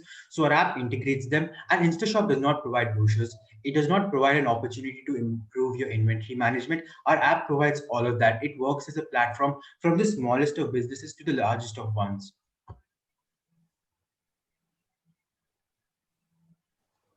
Okay, thank you. All right, that was quite nice. It was a good Q&A round. Are there any further questions from the judges? All right then. Well, thank you so much, Group 9, and thank you, judges, for those wonderful questions. Thank you so much. You guys did really well. And judges, you have 45 seconds to finish up your marking, upon which we shall move on to the next group. I would request Group 10 to please be ready with their presentation so as not to spend time in setting it up later.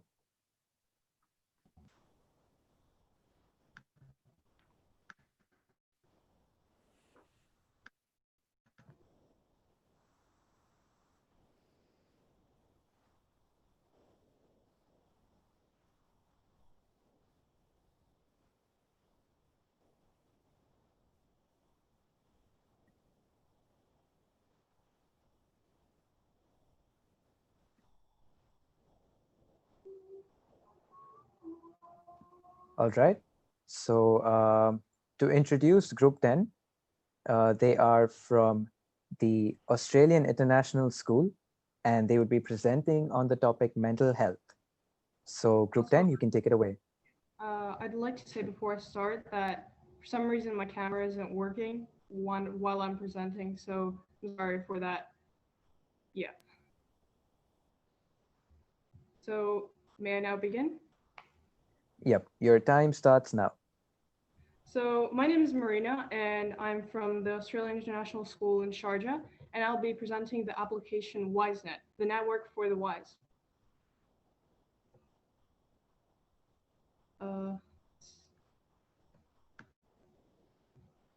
The problem is, leaps in technological problems have left behind a generation of elders who don't know their way around technology. The global network has become a major means of communication, especially during COVID-19. With many old elders finding technology difficult to use, there's no way to communicate with them. As many people have had to separate themselves from their elderly relatives, they have been left isolated and disconnected from their loved ones. The problem is further escalated as the world population of elders increases and the technological progress accelerates. The statistics. To the left, I have statistics which I have, and from them you can derive that over 50% of the elderly population do not use technology and are restricted from communication through technology. To the right, I have done some customer interviews on the interview of several elderly individuals who are aged over 70. All of them agree that they fear making mistakes with technology and find it rather confusing to use it. Furthermore, when they do make mistakes, they're reluctant to ask for help with this technology. To address these issues, I present WiseNet. WiseNet is the app which contains the essentials of a 21st century elder. It enables connect with their friends and loved ones whilst providing modes of support for their emotional and physical needs. The app is split into 4 sections: events and help, family photo albums and contacts, notes and reminders, and the emergency section. The photo albums use child positivity and create a connection with the elder's family. Mental stimulation is provided through the educational videos and social events and help section. And the reminders enable the elder to stay on track with their routine and medical prescription and aid those with memory loss. The emergencies section is used to report emergencies and has a 3-step activation to avoid false alarms. This is the use. It is made to be simple and unbreakable. The first screen is split into 4 sections, as I mentioned before, and the user always has access to the question tool, where they can read the guidebook or ask questions. The app also contains, as you can see to the right, it contains the search bar, and also the voice search tool. Features and implementations. As I mentioned before, the app provides audio guidance if it is needed. And the app aims to address the main fear of making mistakes. So the administrator of the app are usually relatives or an individual from the WiseNet group. They have access to the settings, editing medical information, and the photo album. The information meaning, as in their medical history, is also logged into the app so as to provide doctors with information about the individual's medical history when they press emergency. The app is run by a nonprofit organization and is supported by the government. Other organizations and donations from individuals and organizations also provide funds to support the app. I'd like to conclude by saying that it's our parents, grandparents, and great-grandparents who connect the past to the present, and it's our job to guide them over the bridge and into the future. Thank you. Thank you so much for that presentation. It was quite nice. And following that, I would like to ask our judges if they have any questions or comments that they would like to share. Thank you. Beautiful concept, very clearly target audience identified, and very, very basic requirement which is addressed. But the basic question remains same, that the funding is dependent upon the government funding or NGOs. What is the guaranteed funding and whether the government will come on board and fund?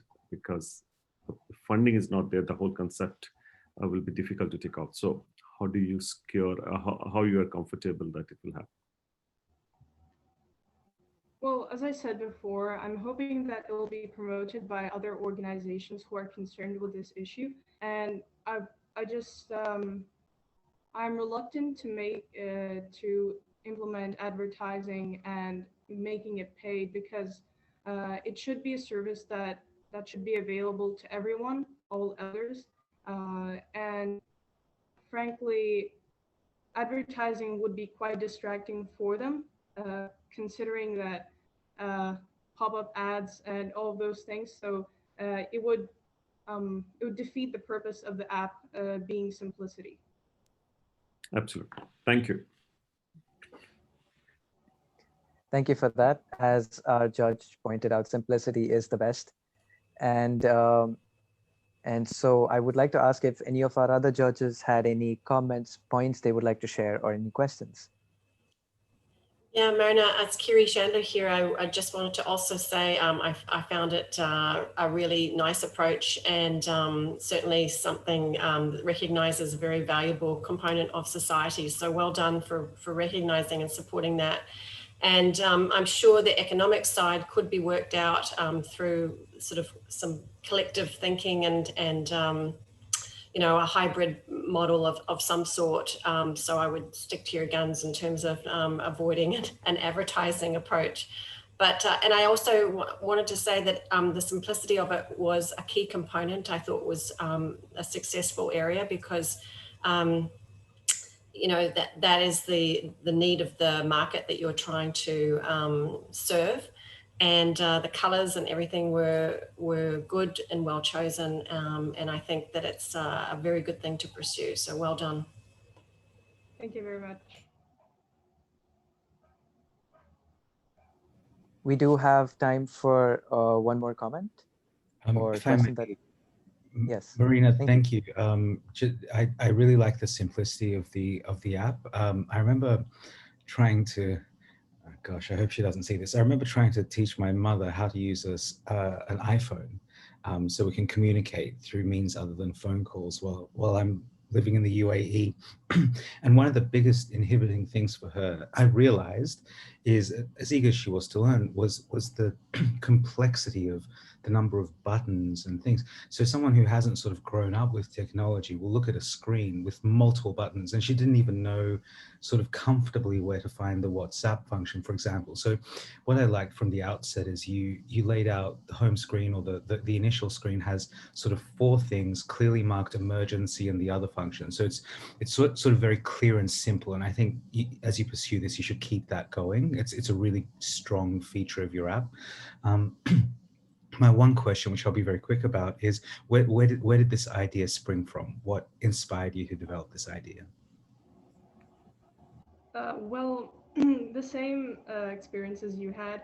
I have relatives who are reluctant to use technology because they find it really complicated, and it's also like, yeah, it's a story from from relatives, because some of my relatives, we managed to convince them to use technology and they found it beneficial, but some of them are still reluctant to use it. So I thought that it would be interesting to take this problem and try to solve it.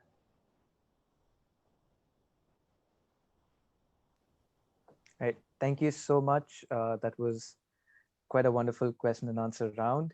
And judges, you have 45 minutes to complete your marking. And thank you so much, Group 10. That was a wonderful application.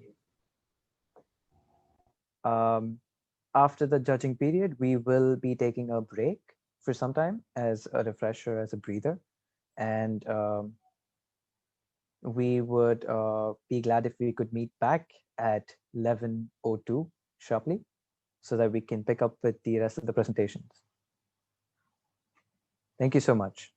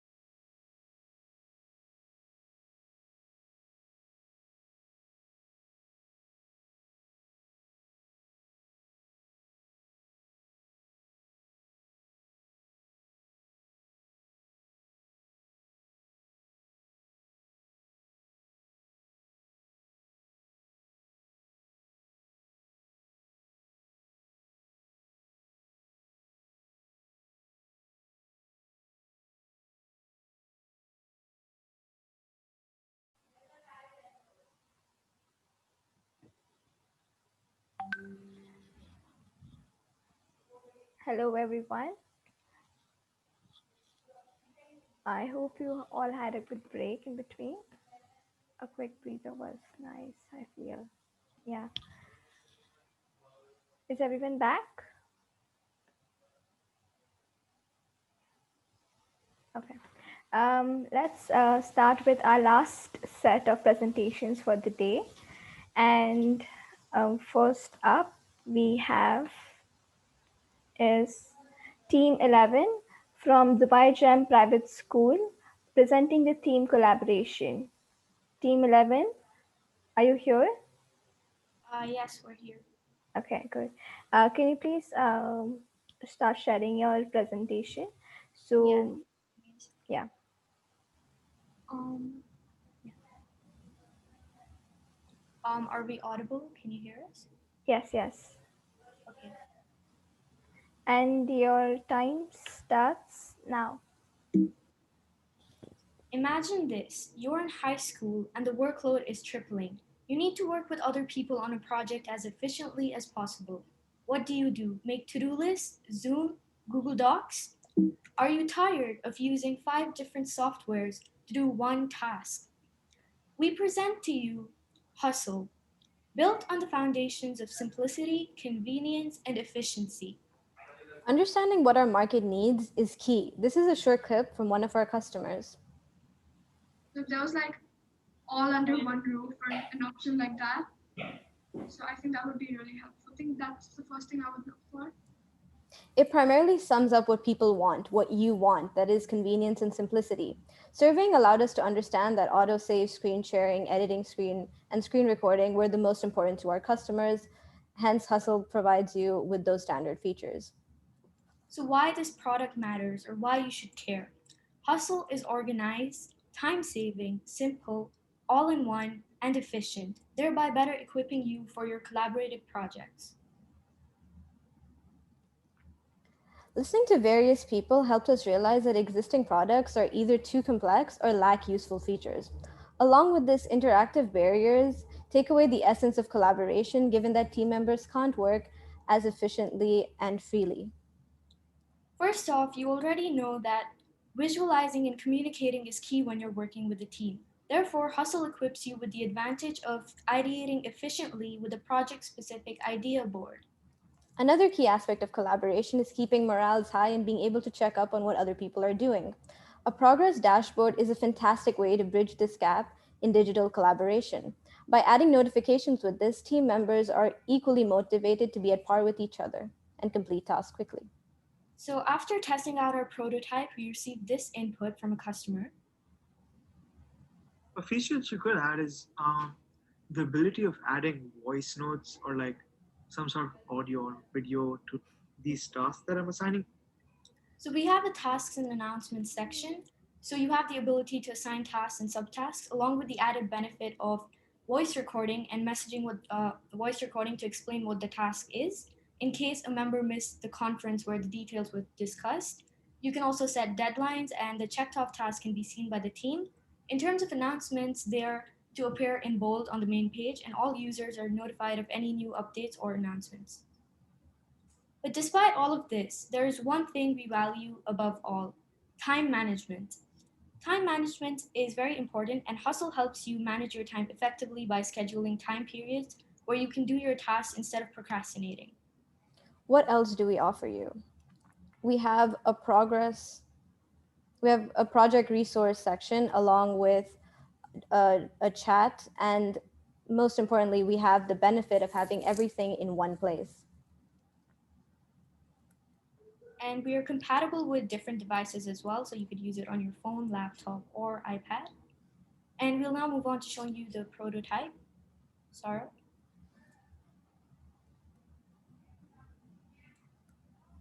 So when you first open up the app, you see the projects dashboard and the different projects you're working on with the people who are on those projects. So moving on to project 1, you see the ideas board that we talked about. The team can put up motivational quotes, brainstorm ideas here, just to have a clear sense of focus and direction. Then you move on to the task section, in which you can add tasks. You can also see the status on each task along with who's assigned it and the deadlines. You're able to add announcements. You're also able to add subtasks and mention priorities in your description. You also have the feature of your voice note over here.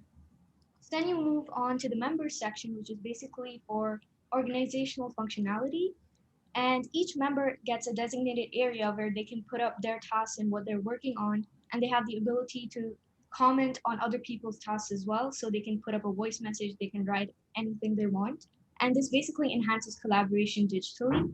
Then you move on to the progress dashboard, which shows you what each team member is doing and what the task status is. There's also a timer that basically emphasizes on when the deadline is, trying to keep you on track and get your work done on time. Then you have the next section. The resources section basically just allows the team members to share files or links or downloads that could help with their project. And we have a standardized chat, which includes the voice note. Other standardized features include the video chat. Our calendar So basically, the calendar has the events and deadlines that are upcoming, as well as an individual day schedule. So for example, when you click on Monday, the system automatically allots you a specific time to do your task during, so that you are as productive as possible and your time is being managed well. So that is something we wanted to emphasize on, as time management is very important. That's it. That's it. Thank you. Yeah. Thank you, Team 11. It was just on time. We are open to questions from the judges.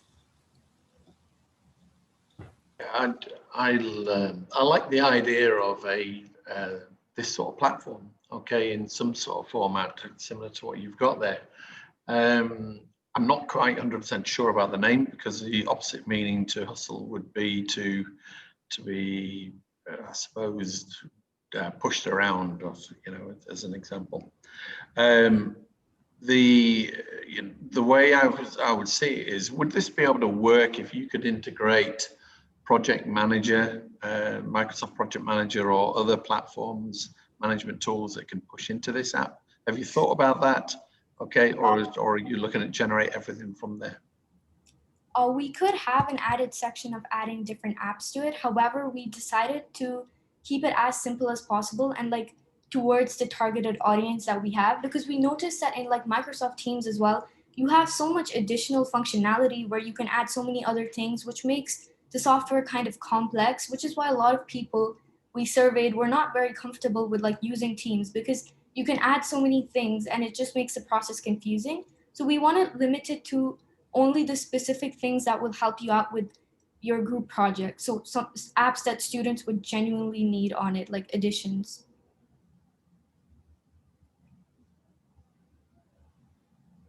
Okay, I mean, I was looking more, although you've got your target market there, I see this working in a general small teams workspace as well.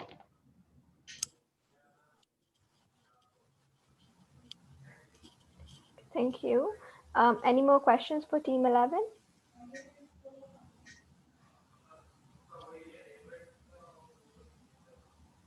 I assume there are no more questions.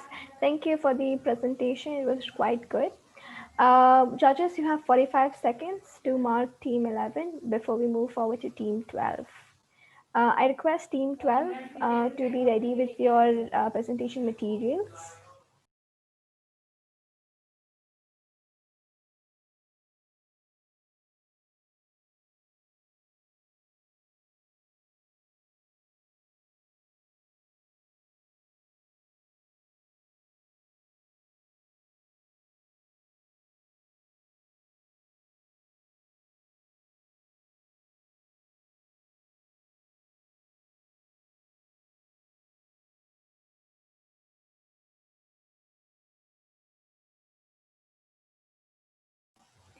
Okay, next up we have is Team 12 from Australian International School presenting the theme Mental Health. Team 12, are you ready? Just a minute, please. Can we Yes. have the slides reset? Oh, sorry. Wrong slide. Am I clear to everyone? Yes. Awesome. Am I audible? Yeah, you're good. Okay. Okay, thank you. And Team 12, your time starts now. Relief, a prototype app by Ali, Hadi, Hendrik, and Saren. So, one might ask, why do we need this app? Nowadays, students' lives revolve around school. It hinders their personal goals, mentally drains them, puts them under constant scrutiny and high expectations, and they are unmotivated to make a change in their lives. Students are not self-fulfilled. This is a problem because there is a clear correlation between poor mental health and a decrease in work ethic. So how do we know the problem exists? Along with peer interviews, as students ourselves, we have first-hand experience with the problem. In orange, we can see how all students correlate school with stress. In green, we can see that some students have found their own coping mechanisms, while in red, students still need help with stress relief and motivation. This is where our app comes in. Our app assists these students in accomplishing long-term goals, gaining motivation, relieving stress, having a place to express themselves, and overall achieving self-fulfillment. So I'll take it from here. So our app, Relief, has multiple features such as journals, journal motivational quotes, long-term planner, breathing exercises, meditational exercises, mental health hotlines, and it is funded by non-intrusive ads that don't frustrate the user or disrupt the flow. Scan this QR code if you'd like to follow. Also, my colleague will put the link in the chat if you'd like to try it out on your computer. So you can follow me as I preview the prototype.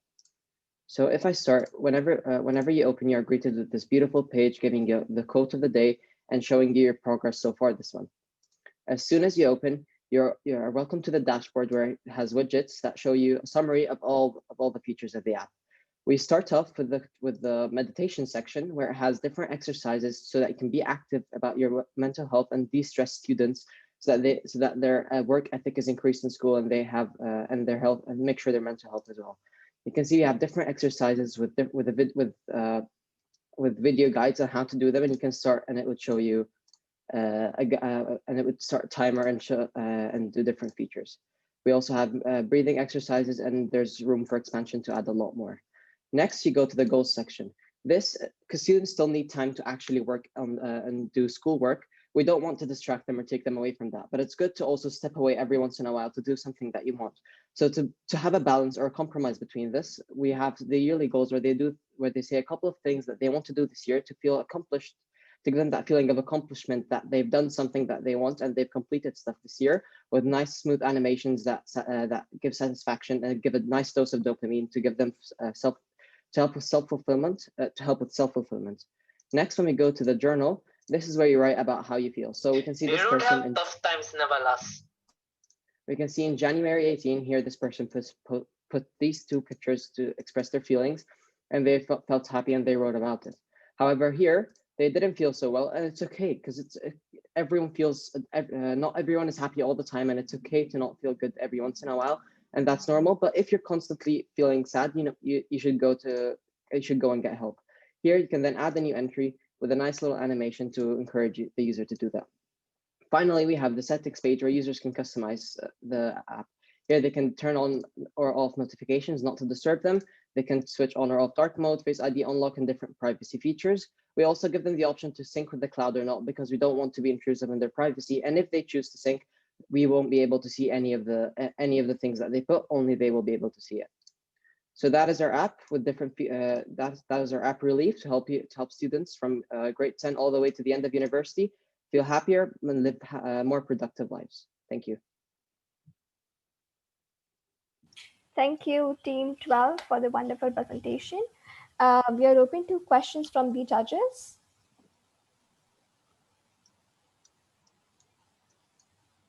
Any questions for Team 12?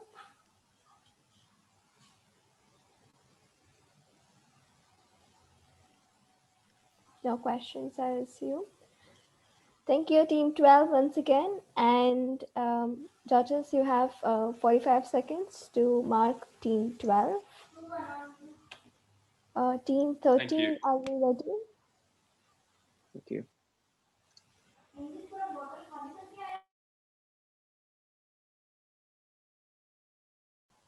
Is team 13 here? Yeah, we're here. Okay. Yes, we're here. Okay, thank you.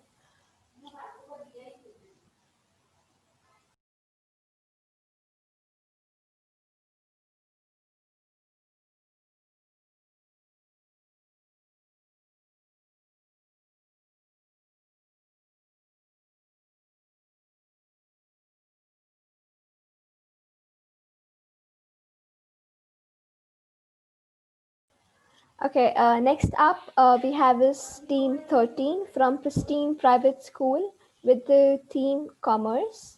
Team 13, over to you.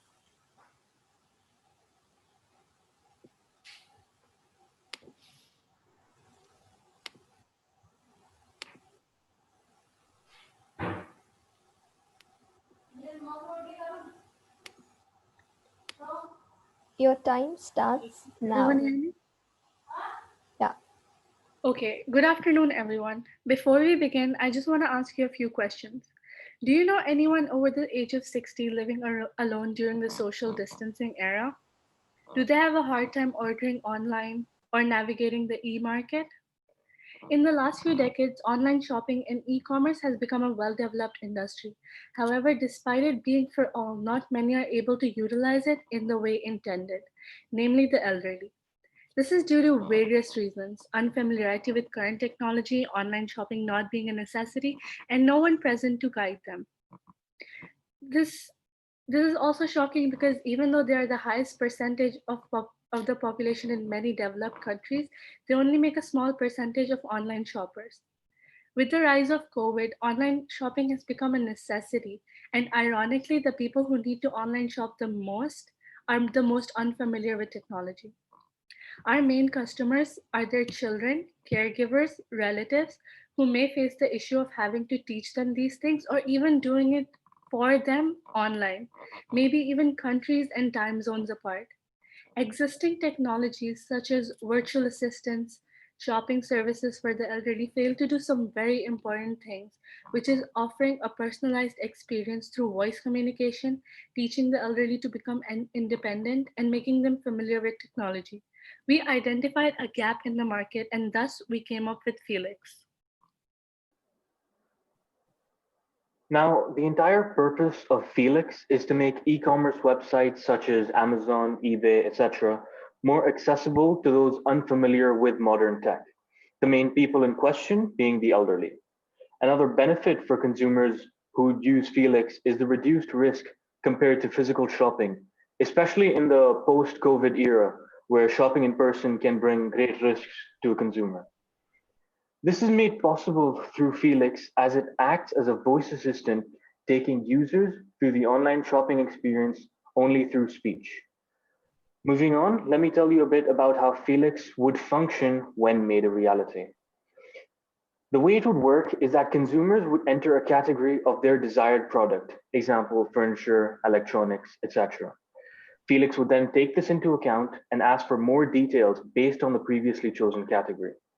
Once all details inclusive of price are entered and finalized, the order will be placed. Other things like payment details and location are later confirmed. Now, obviously, safety and simplicity will be the core of the business's practices, meaning all data entered into the app will remain secure, and the consumer can be ensured that their information. This is a small sample of the app.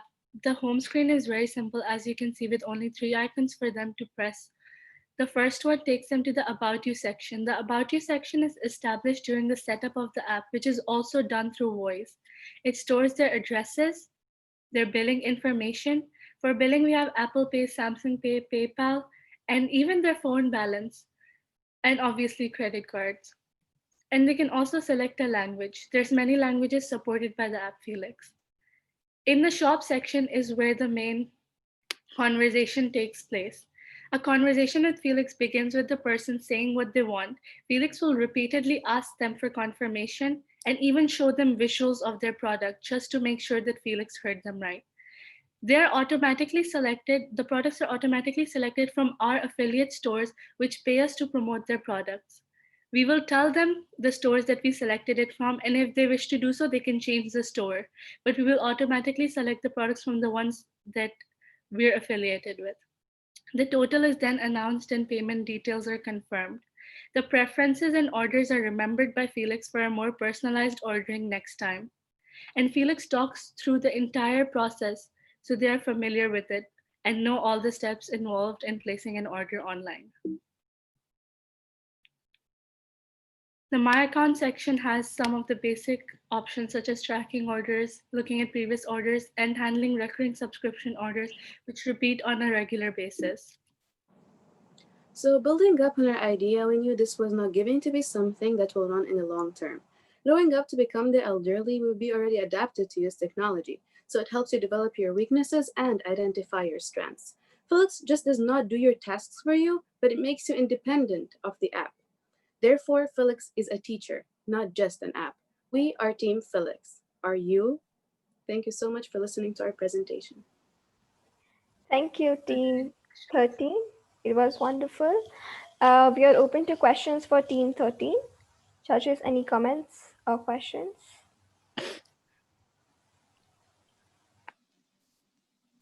Perhaps I may just make a reflection. Can I just say this concept, Team Felix, is very needed in this society. I have personal experience with my own elderly parents trying to get them into online and e-commerce, and COVID has really been a big part of that.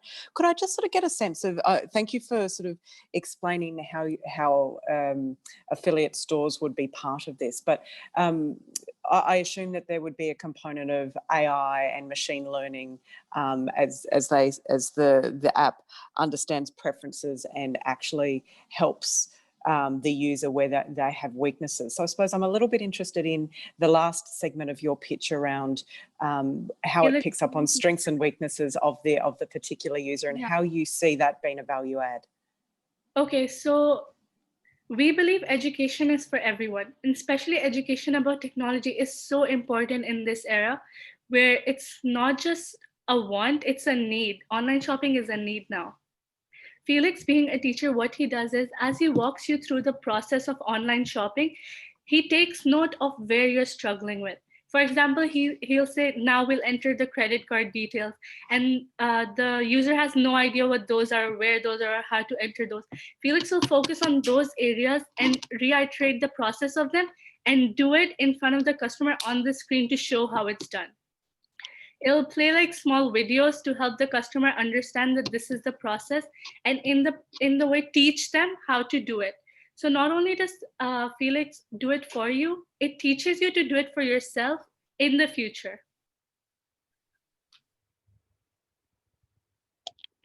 Thank you very much. Thank you. Yeah, thank you very much. It's a very interesting concept. One of the things that I was thinking about as you were presenting is the voice recognition.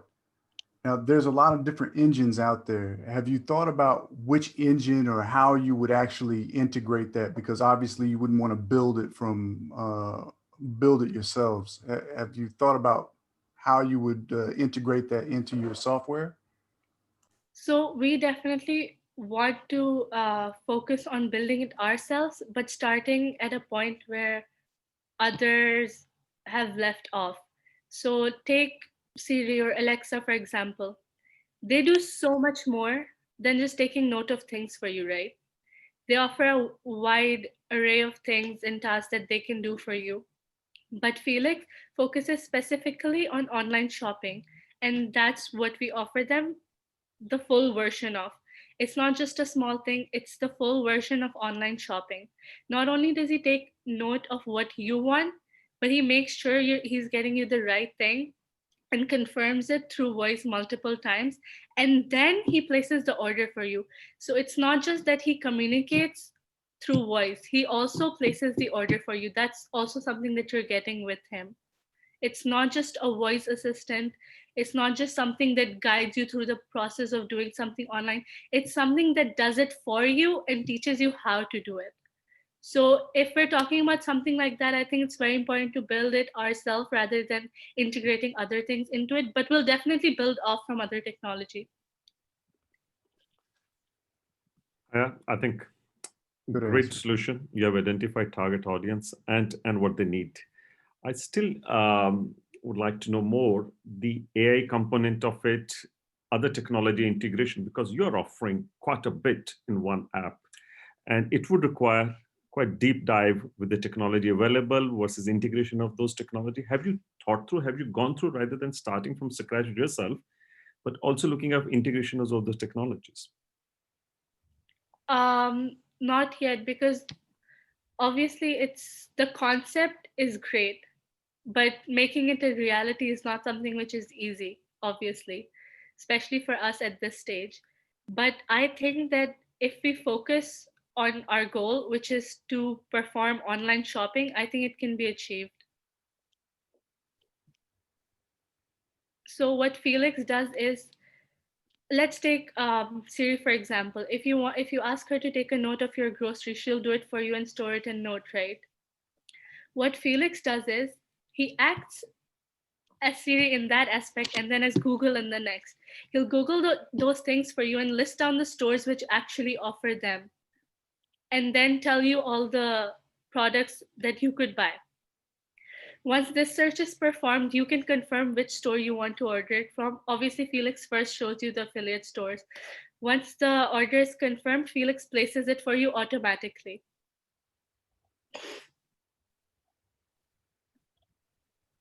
Any other questions? I've got a comment and a quick question. The comment is, I think, you've got a great concept here, something that, requires, you've obviously thought about really carefully and requires a lot of interesting thinking through to get it to practical stage. The one thing I would say is when I'm going to use a broad sweeping statement here. When a younger person looks at the value of something, they might look at metrics for social proof, like online reviews, number of stars.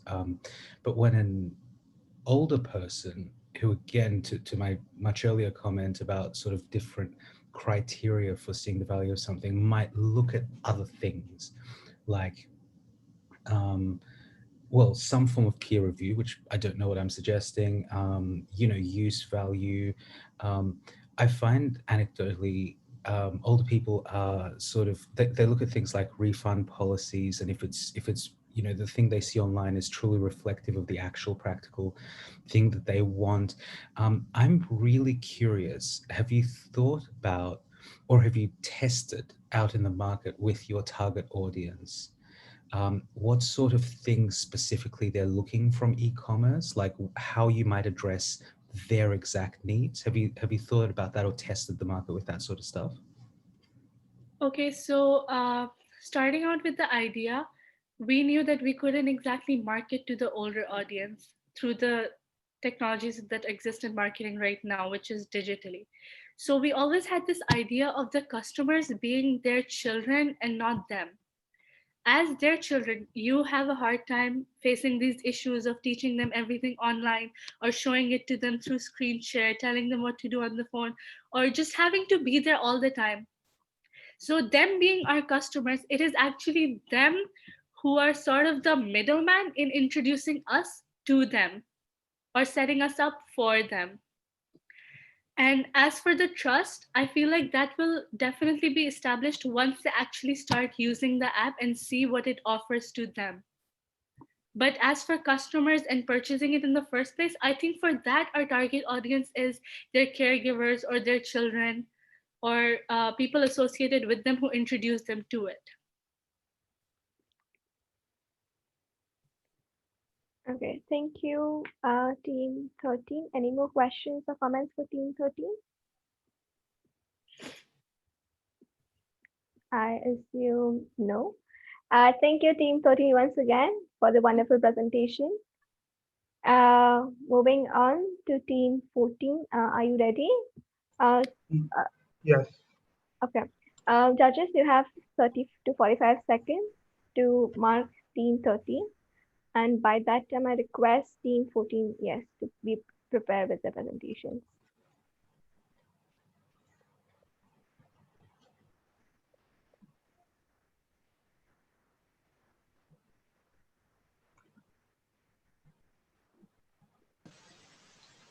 Can I just confirm, like, am I audible? Yes, you are audible. Thank you so much.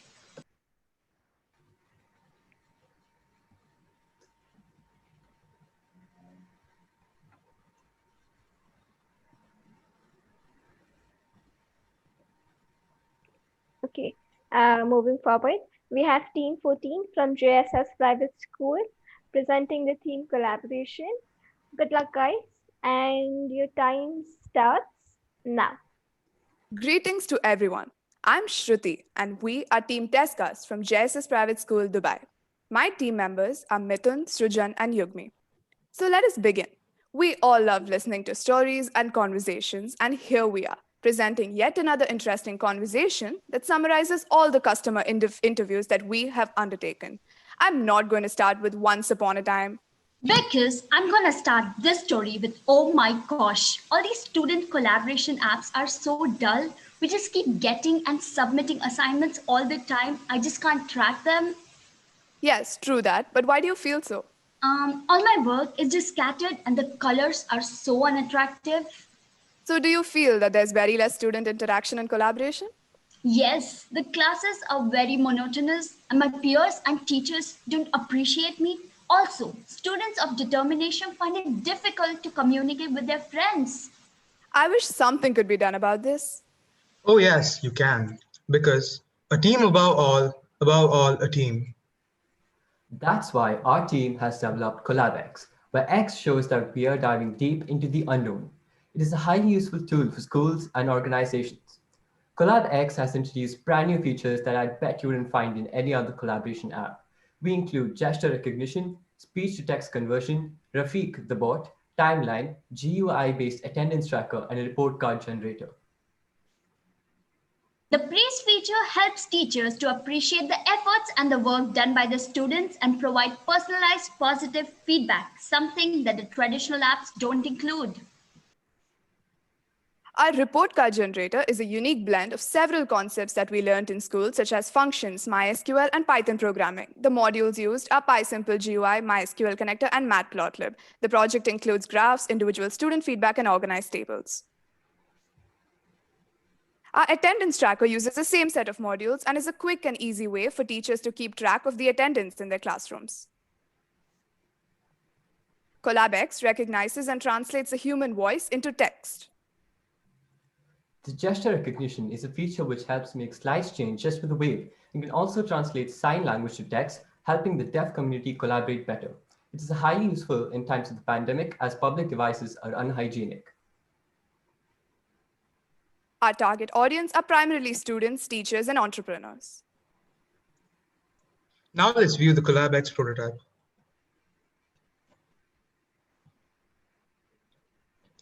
This is the CollabX prototype. We have included the colors blue, white, and green, which symbolizes calmness, interaction, and trust. We have included the basic functions of every collaboration app, such as calendar, calls, files, and camera. But the eye-catching features of our app are the timeline feature. The timeline feature is a real savior which makes lectures accessible to your fingertips, even if you missed the previous classes. The school feeds shows us the announcements showed around the school and also private exam announcements. The quiz feature allows teachers to have quizzes in the app without the use of other third-party websites. Rafiq, translated to companion in Arabic, is a very friendly academic buddy who's ready to lend a hand to any student who reaches out to him to know their pending assignments, scheduled tests and scores, and much more. The main aim of our app is to have every feature available at one spot without the use of any third-party apps. Now I would like to show you the gesture recognition we integrated into our calls.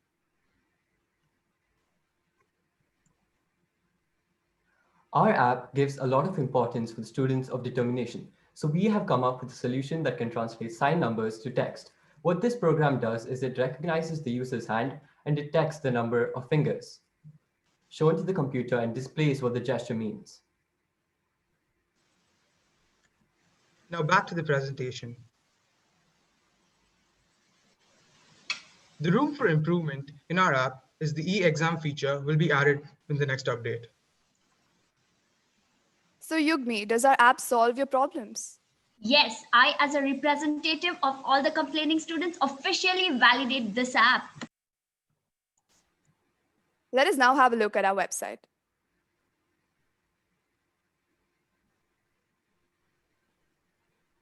We encourage everyone to try our app that makes student collaboration much more efficient.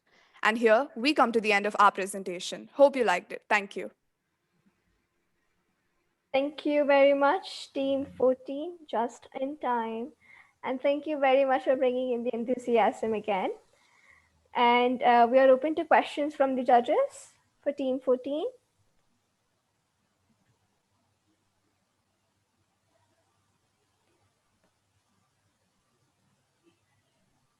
Oh. Yeah, fantastic presentation, and I, I really like what you've done here, especially with what you were doing with that Python. That was really nice. My question to you then, uh, would this be when you say app? I'm assuming after what you've showed us, that would be a web app. Is that correct? That you would run it? Are you talking about a web application, or are you talking about is it going to be on the telephone?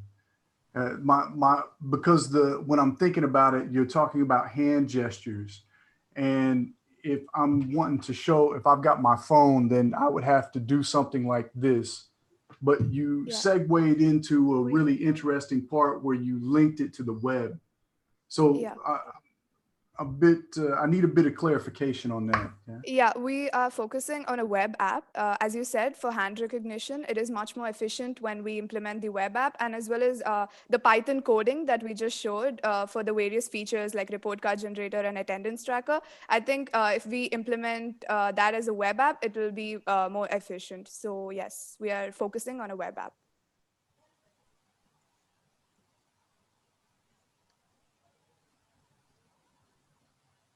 Thank you. Any more questions for Team 14?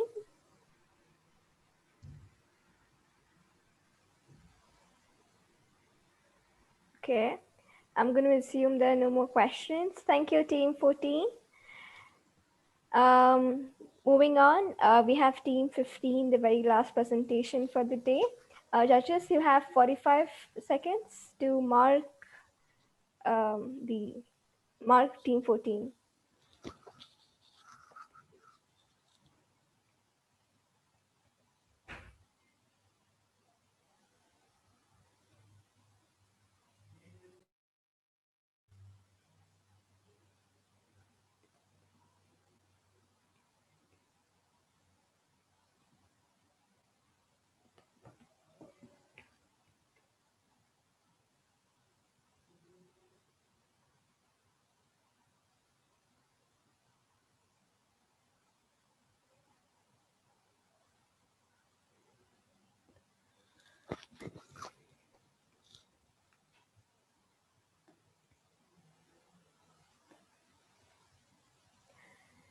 Thank you. Next up, we have is Team 15 from Delhi Private School, bringing up the theme mental health, the very last presentation for the day. And Team 15, are you ready? Yes, we are ready. Okay. And your time starts now. A very good morning to the respected panelists as well as our honorable judges. Our app's name is We Evolve, and we hope to solve mental health issues of people around the world. Now, starting off with a bit of an introduction to our app. So, as we have noticed in students as well as adults alike, aged between 15 and 30, mental health issues such as depression, anxiety, and more are quite common. And with the coronavirus pandemic, many people have been laid off their jobs, and elderly people have been isolated from their families. And this has affected the mental health of many people. So, this issue can be resolved with the help of modern day technologies, which is what our app clearly does. The problem identified by us is a bit personal to me since I was recently diagnosed with major depressive disorder and generalized anxiety disorder.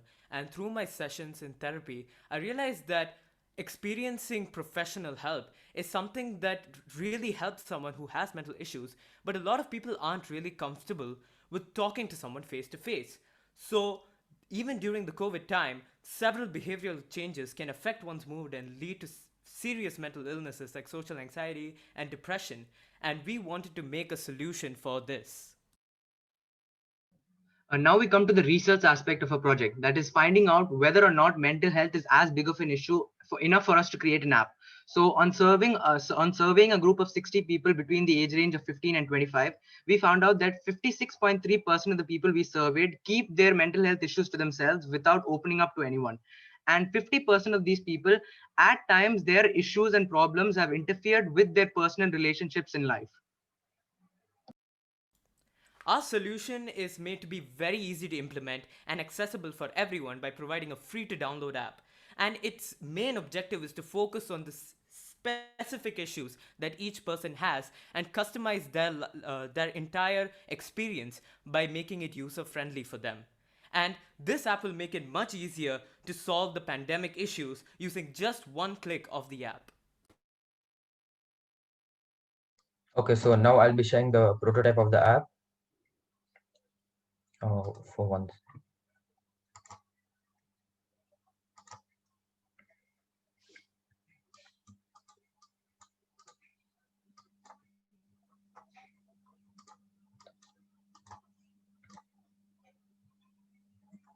It's a bit. Okay, so the app begins with the iPhone home screen. And as we open through the app, it begins us with a code. And then we are welcomed into the login page where we can type our email address and password. And we also have a premium option which allows us an ad-free experience and many more options. For now, we'll skip it. So this part of the app which allows you to choose different options which you would like to explore more into. For now, we'll choose better sleep.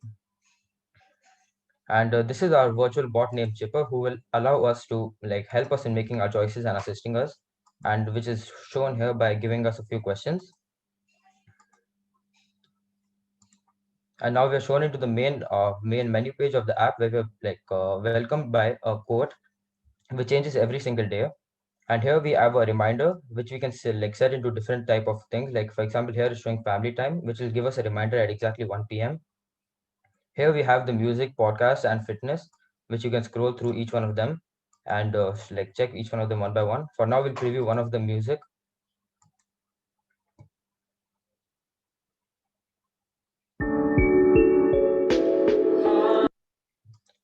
And now we'll go to the virtual bot chipper again, which is a combination of AI and the virtual chatbot software which is developed.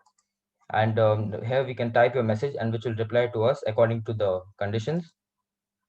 Then we can go to the search bar where a number of exercises, breathing exercises, stress relieving exercises, remedies, all have been provided with a search bar to search for more. And here we are back at the main page, and that is basically the app. Thank you for staying us during this pitch, and we wish you a very happy Halloween from Team Delanators. Thank you. Thank you, Team 15. We are open to questions for Team 15. Judges, any questions?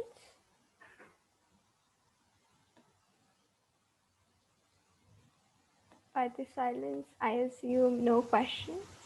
Okay, we have. Perhaps I could ask a quick question of the team. You mentioned that there would be a premium service. What would you foresee being the services that would be on a premium paid service as opposed to a free to download app? So in this case, okay, Siddharth, you can speak. Okay, then I'll speak.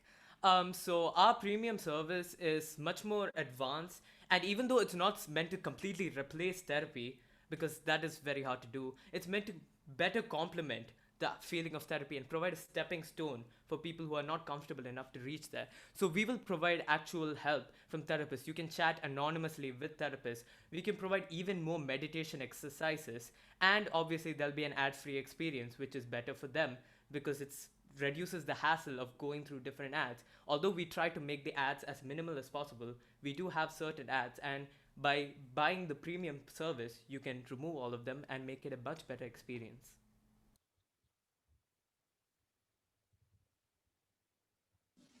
Thank you. Thanks for that answer. Thank you, Team 15. And with that, we come to the end of presentations. Judges, just a quick reminder to submit your feedback online as soon as possible. Also, judges, would you like to say a few words? Any feedback for all the students in general? If I may start with, again, thank you to Modoc, thank you to Mega Money and the team involved giving you this opportunity. And as I said in beginning, we are not here to judge, but we were here to share, learn, and provide the feedback with our whatever limited or a small understanding of these things. You people are, I think, much ahead of the audience, much ahead of the judges. So congratulations to every team who participated. I'm blown away. Looking at these young kids could come out with the so big commercial ideas. And I'm sure some of the people watching your ideas and have ability or could take it to the bigger level. So congratulations to everyone, all the participants. Now the results and all that is totally irrelevant, but as a part of exercise, we have to go through it, but that's not the outcome you need to focus. You all have done very well. One comment, what I have observed, the winner is generally the simplest solution to the most complex problems. So sometimes when, as in a competition, we all compete, because of pressure of competition and because you expect to excel, we sometimes end up complicating the things, which in fact start with the simple thing. So I will just say as a comment in future, you all have done well, but I was amazed by the simple things for the complex problems. And I think those will be winner, just as a feedback. Thank you. Thank you, Mr. Pankaj. Sir, do you have any feedback?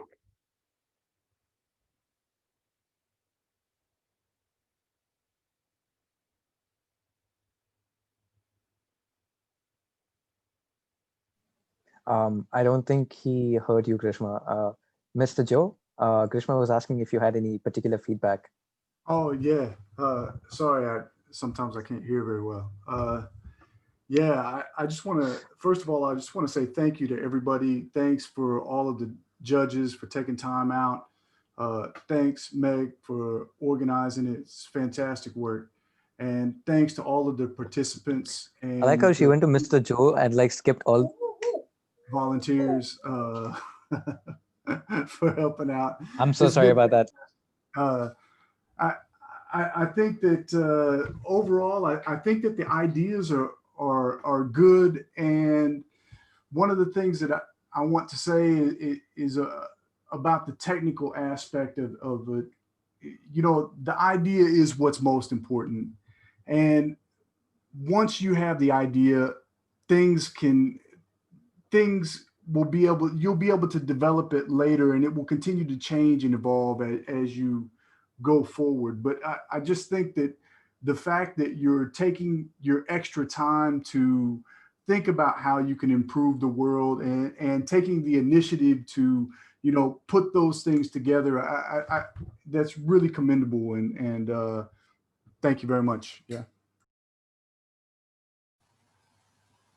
Thank you, Joe. Any other judges would like to give feedback? I'd like to say that I've really enjoyed the enthusiasm from everybody, all teams, and I'm sure the other 20 plus teams that didn't make it to the last 15 were also as enthusiastic as the dealing with today's problems. As I said, today's got lots of health issue problems, but and fitness and making sure we all remain safe and healthy going forward. On the technology side it's great thought of understanding what the problem is, and once you have that, you can come up with some new ideas of how we deal with that. There's lots of products out there, and it's a challenge to get new technology out there. But I'm looking forward to some of these going further and seeing where they actually end. That'll be one of the learning things that I've got, is to watch out for these new ideas and see how successful they are within the next 3 to 12 months or so. Thank you, Mr. James Smith. Anybody else would like to say a few words? Yeah, no, I would just like to add quickly, thank you again for everybody's fantastic entrepreneurial spirit. These are problem-solving skills that are so needed throughout every sector. So you've done incredibly well to put your extra efforts into these ideas. And, just don't forget that these are good achievements on their own. And any future employer would love to hear about this sort of exercise that you've gone through. So keep that in mind, that every time you do one of these activities and competitions, it's all building great evidence into your portfolio of demonstration of your skills. So well done to everybody. Thank you. Really good efforts. Thank you, Ms. Kiori.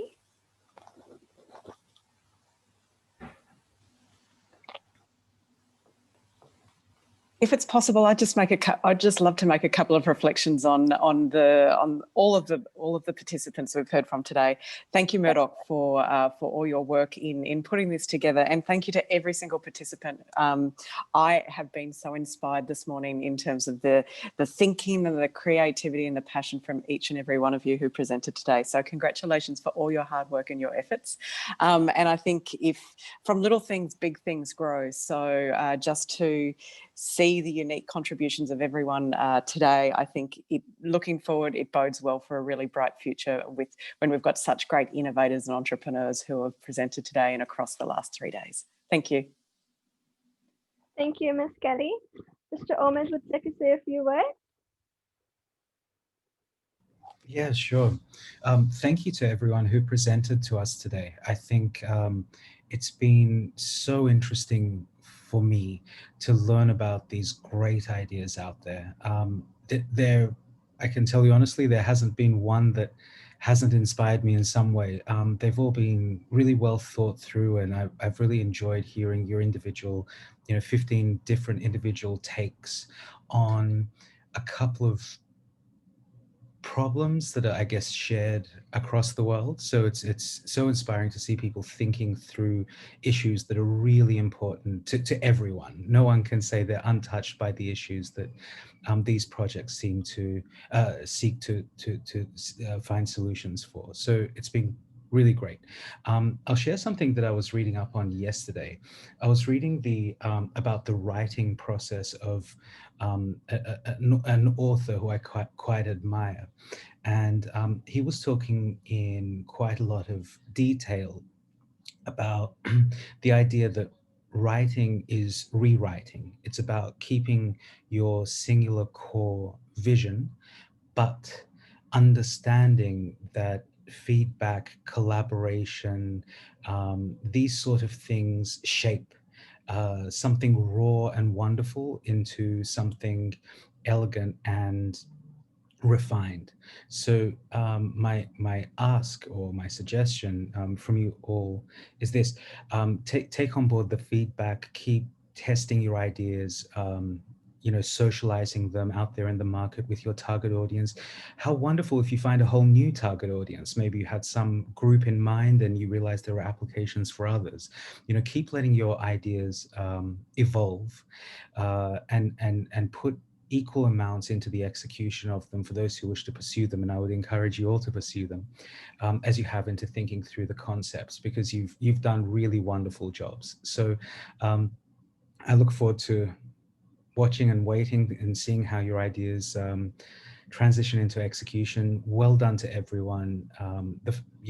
The fact that you've gotten this far in this competition is a testament to your efforts, your thinking, and the novelty of your ideas. So let this not be the end point of a journey you've embarked on, but hopefully a really interesting part at the beginning. Thank you all. Thank you, Omid. Ms. Megha would like to say a few words. Yes, very quickly again, thank you all the participants. You all have been wonderful. I thought it was good to share our feedback now, and of course we'll announce the results in about 15 minutes or so. I have been really amazed in the last few days. I think these students are like years ahead of themselves. They're at least 5 to 10 years ahead, and they identify problems and also have solutions, which is difficult for like someone from my generation to think about. So I've been absolutely inspired, and yeah, I really hope this has been a good platform for everyone, regardless of whoever the winner is going to be. It's been an amazing journey so far. Thank you, Ms. Mega. Over to you, Jason.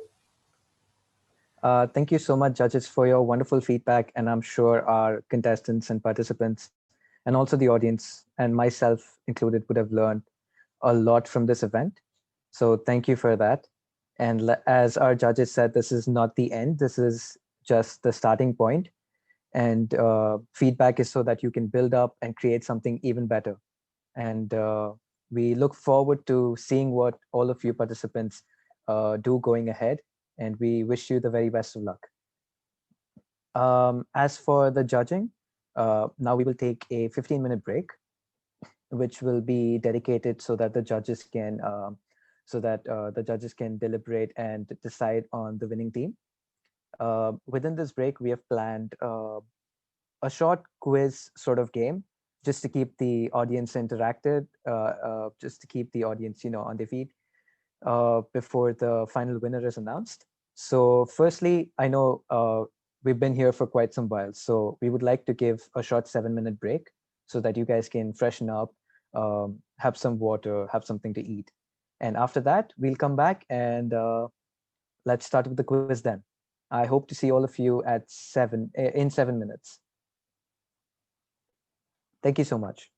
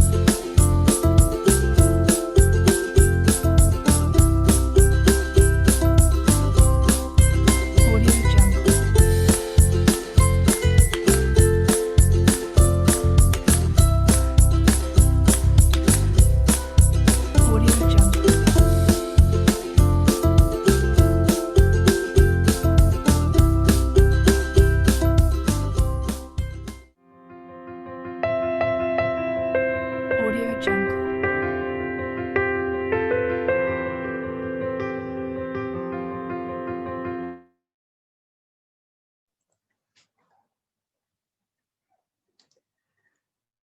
Hello, everybody. I hope everybody's had a refreshing break, some time to, get some water, maybe.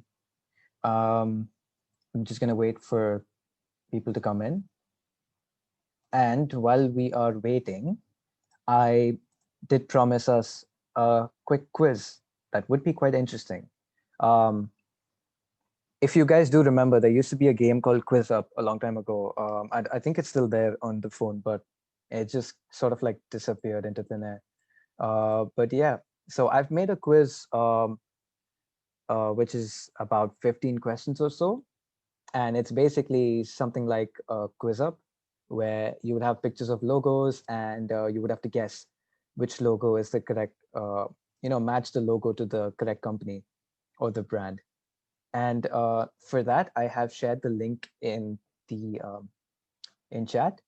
So if you guys want to join up, most welcome to.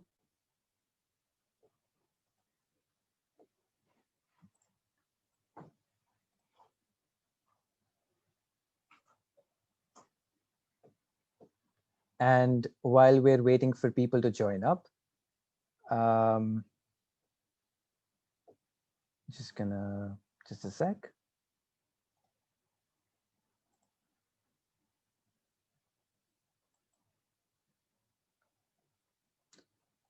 So, yep. If you guys can see the code and the link, there's also the link in chat, so you can join up there. And yeah, while we're waiting for that, I do have a few things to mention. So first of all, again, thank you for everybody who made it today. We would formally like to invite you to our campus tour next week. Although you would have to make an appointment if you do plan on coming to campus because of the restrictions and the pandemic. However, we are now accepting applications for 2021 for the Jan, May, and September trimesters. And we also have an early bird scholarship available. So make sure you don't miss that out. Another point I wanted to point out, I wanted to tell you guys was that you all are invited for our students and parents open day that is on that is that'll be held during the 19th to the 21st of November. You can register through our social media channels or contact the school counselor for more details. You can also send in your emails to info@murdoch, and we will get in touch with you regarding any queries that you have. Another point to be noted is that the recording of this event will be made available on our YouTube channel, and we will send feedback survey forms. So if you do have some feedbacks or some comments that you would want to include, feel free. And with that being said, let me just have a quick look.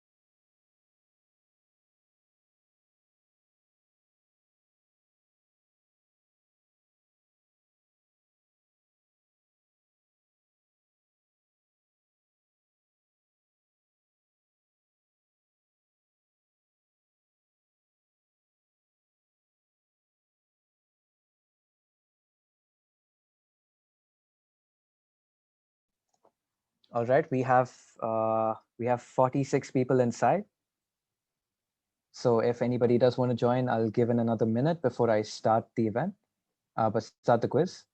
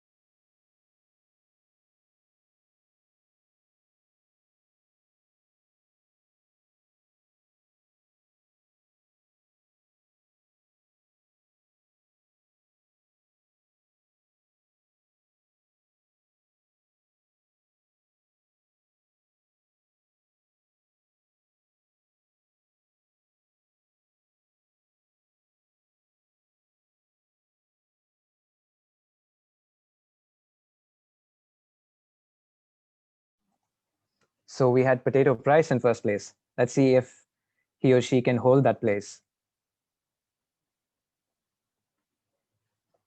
Responses coming in quick. That's great.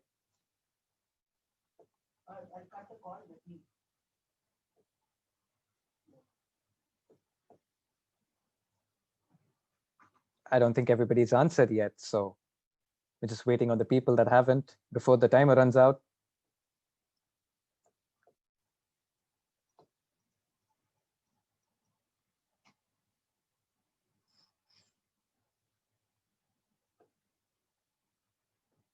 And Potato Price does hold the first place.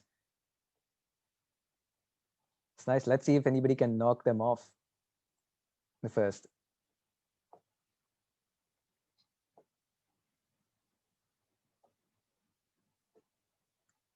Come on, this should be easy. Any chocolate lovers in here?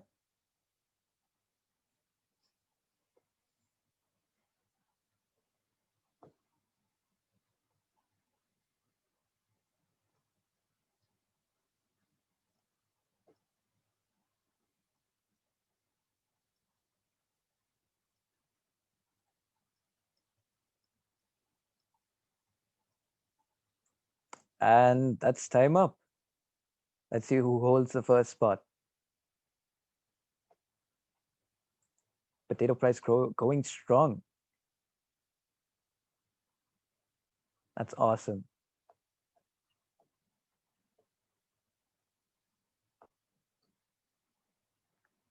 Now this would be somewhat of a challenge for some people, but I see you guys are pretty quick with it. That's nice. You guys know your rock bands.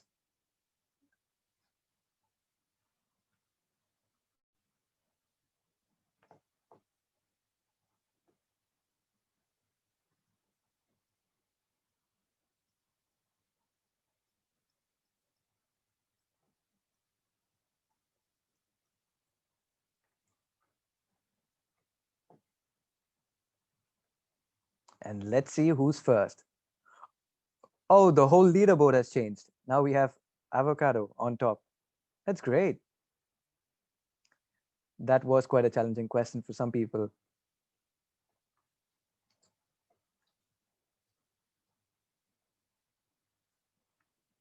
This was an interesting one. Let's see how many of y'all can get this right.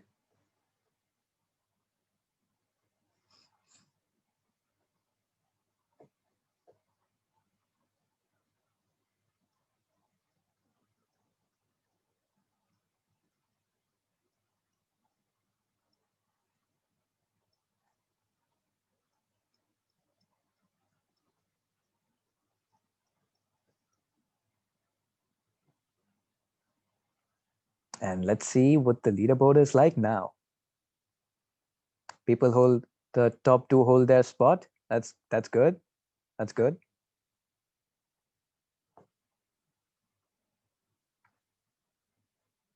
Moving on.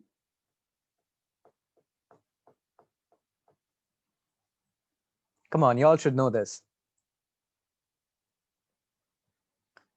From parents telling their young children back in the early 2000s not to watch this because it's fake or it promotes violence, to children being kind of loving this show actually.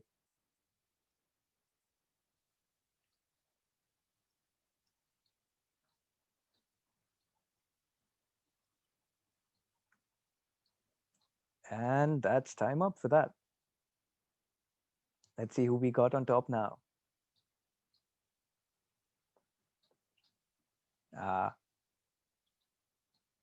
People are steadily rising up, but the top three seem to hold their spots, for now at least.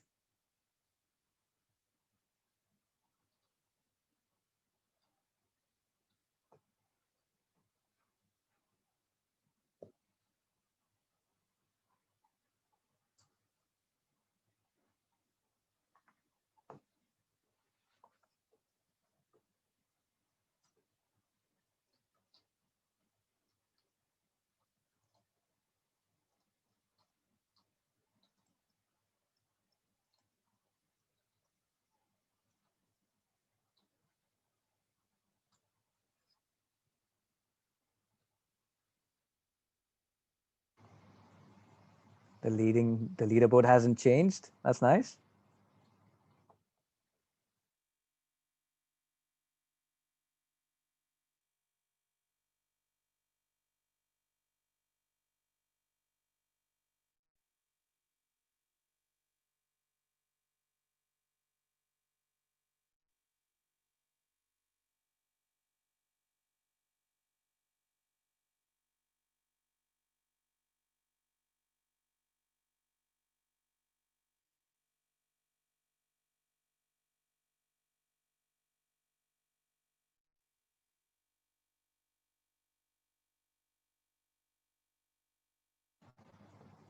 All right, let's see who's on top. Oh, we have a change in leaderboard. We have Bale up on top. That's nice.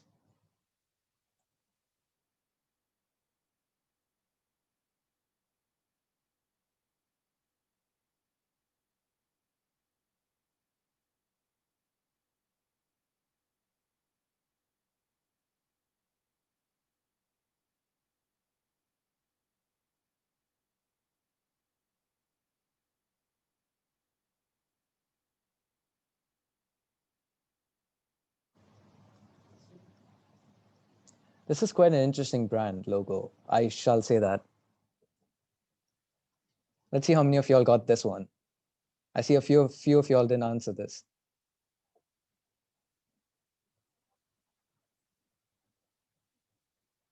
No change in the top 5. I see. That's good. Moving on to the end. We're at question 10 right now. This should be easy. Come on, guys. How many of y'all like chips?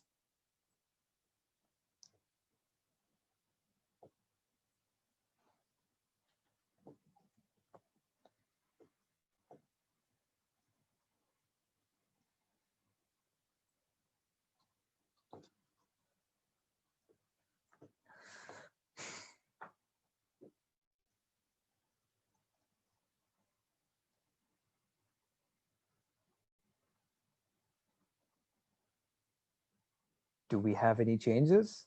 Nope. Looks like people are strong and holding up their lead.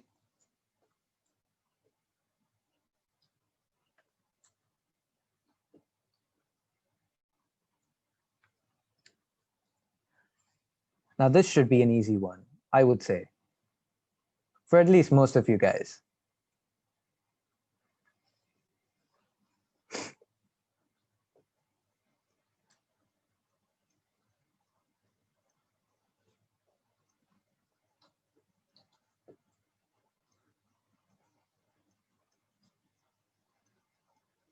Two seconds left. We got a last minute answer in. Let's see who's on top. Gatsby is still holding the #1 spot.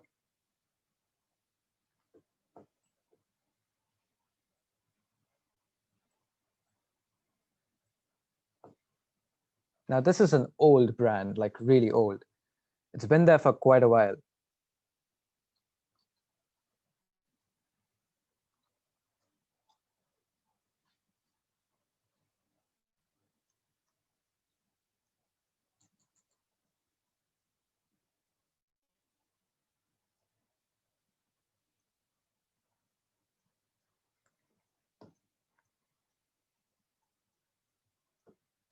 All right, let's see who's at #1.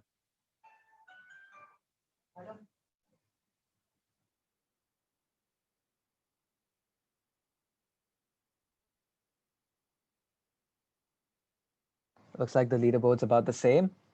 Let's see who wins this thing. I think we have 2 more questions to go.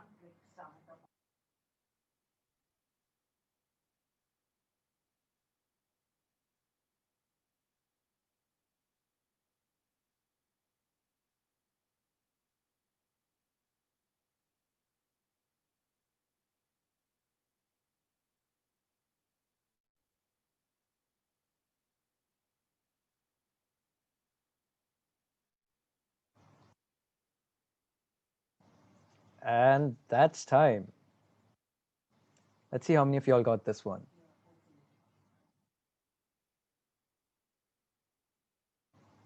Looks like the lead is strong. Moving on to the second last question of the entire quiz.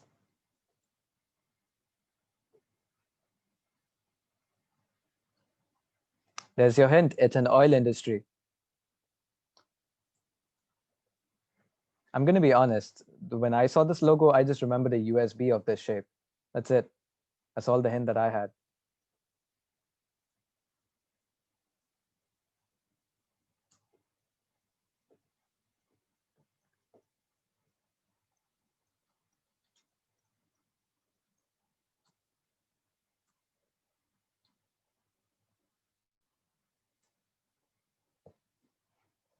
Interesting.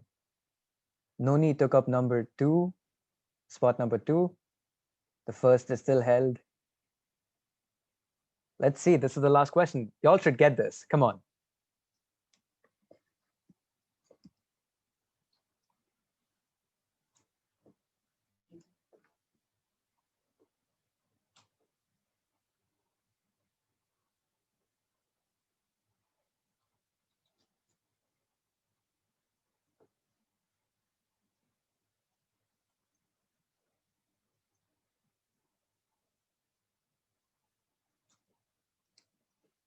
And time's up. That does it for the quiz. Let's see who wins.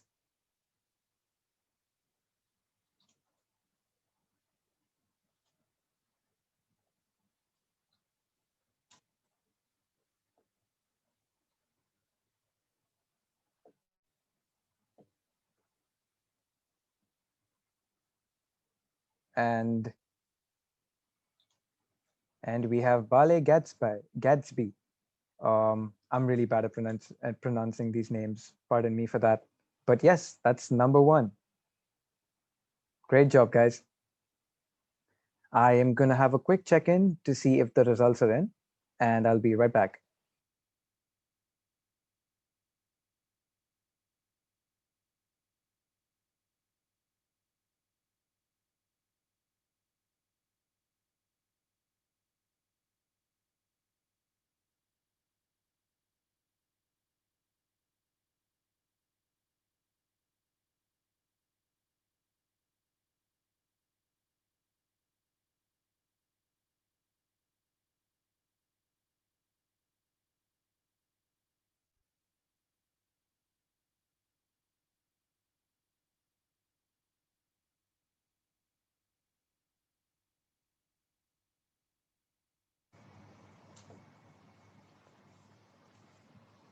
So that was quite an interesting quiz, and we've had some really well contenders. That was quite fun. I did quite enjoy it. I hope all of you did as well. As for the results, we're still awaiting for a bit on the final results. And so in that case, I guess we could have a very, very short break. So if anybody wants to grab a bottle of water or something to eat, grab something real quick. We've have about 2 minutes or so. And as soon as they're in, I shall inform all of you. I know you're desperately waiting to know who the winner is. Believe me, I am too. So yeah, I shall get back to you guys in 2 minutes. Have a quick short break. Thanks, guys.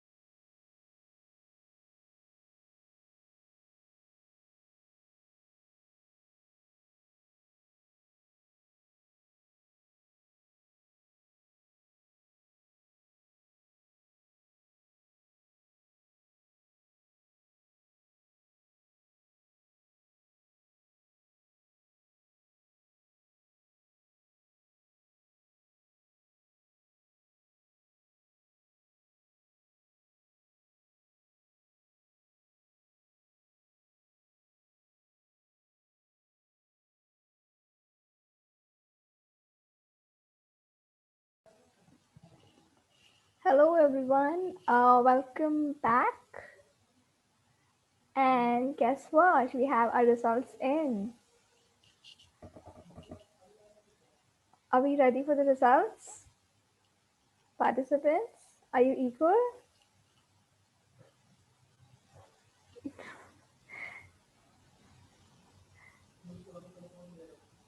Yeah, okay. I would like to thank all the participants again for showing such great enthusiasm and joining this event. And it's been lovely to hear you all. And I would also like to thank all the audience as well for being such a wonderful audience for today's event. Without further ado, I'll just mention the prizes that will be given to the winners.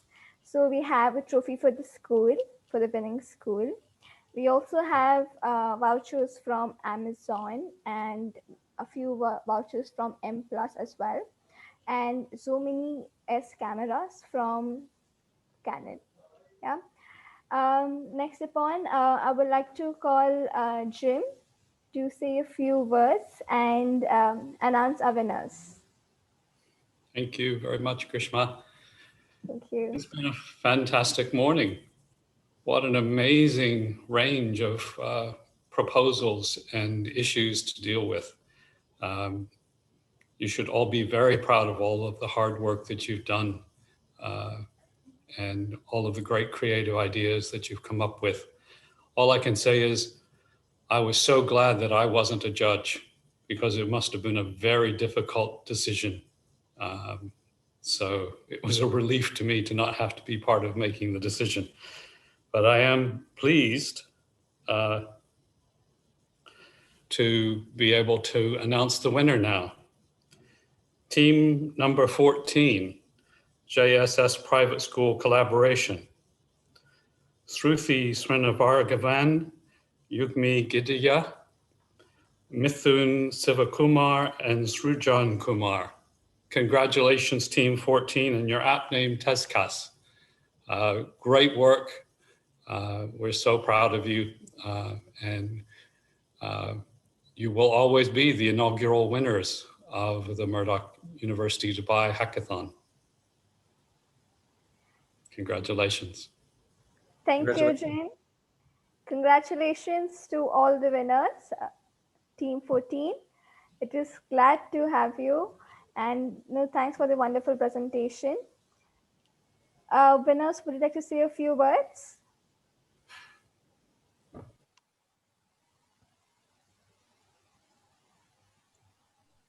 Thank you so much. It was like a great experience. We didn't expect we would go that far. And I'm just like so happy. Thank you so much. It was filled with a lot of learning, especially the workshops were very well organized. And we learned a lot of stuff about designing and color psychology there, which we could implement in our prototype. So yeah, it was a great experience.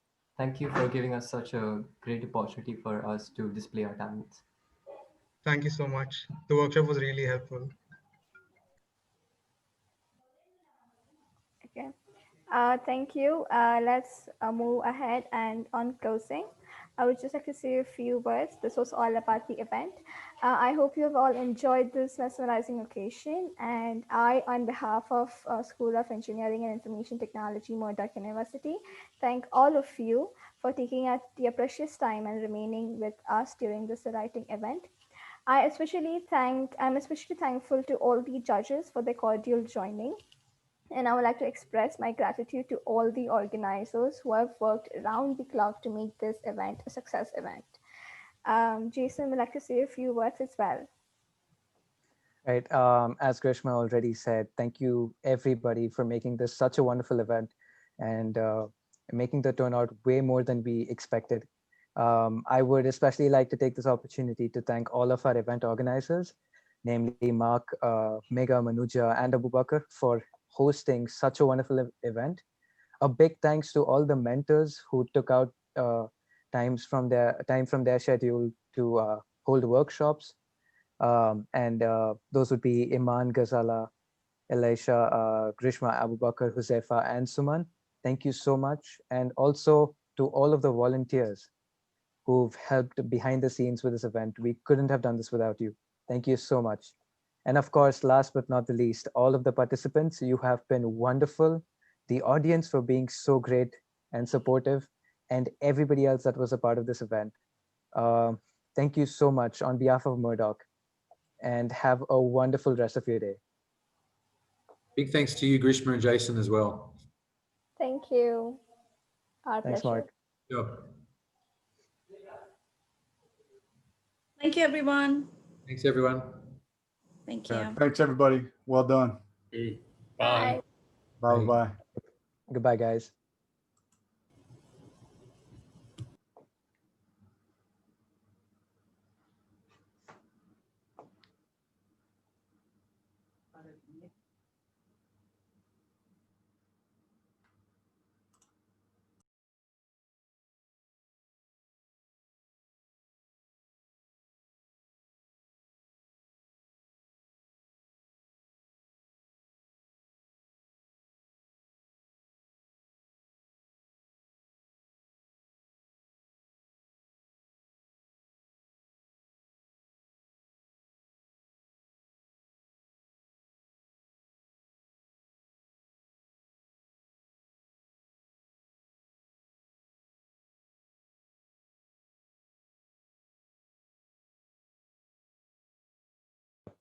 So it's just it's just the five of us now, and I think everybody else is left. Thank you again, guys, for the event. Yeah, a huge thanks to Abu Bakr for Yeah, making and Mega and Manuja. it happening. Yes. Thanks to You everyone. guys were so good. We've done, Mega, you can obviously take it over there, but today and whatever sessions I've been at, I've just been blown away by obviously the students, but even how amazing you guys have been. So just wow. And this was at least our first experience, so there's so much to learn, but I can't wait to do this again. Do you want to stop the recording? Thank Do you want to stop the you. Oh, recording? yes, please. Also, quickly.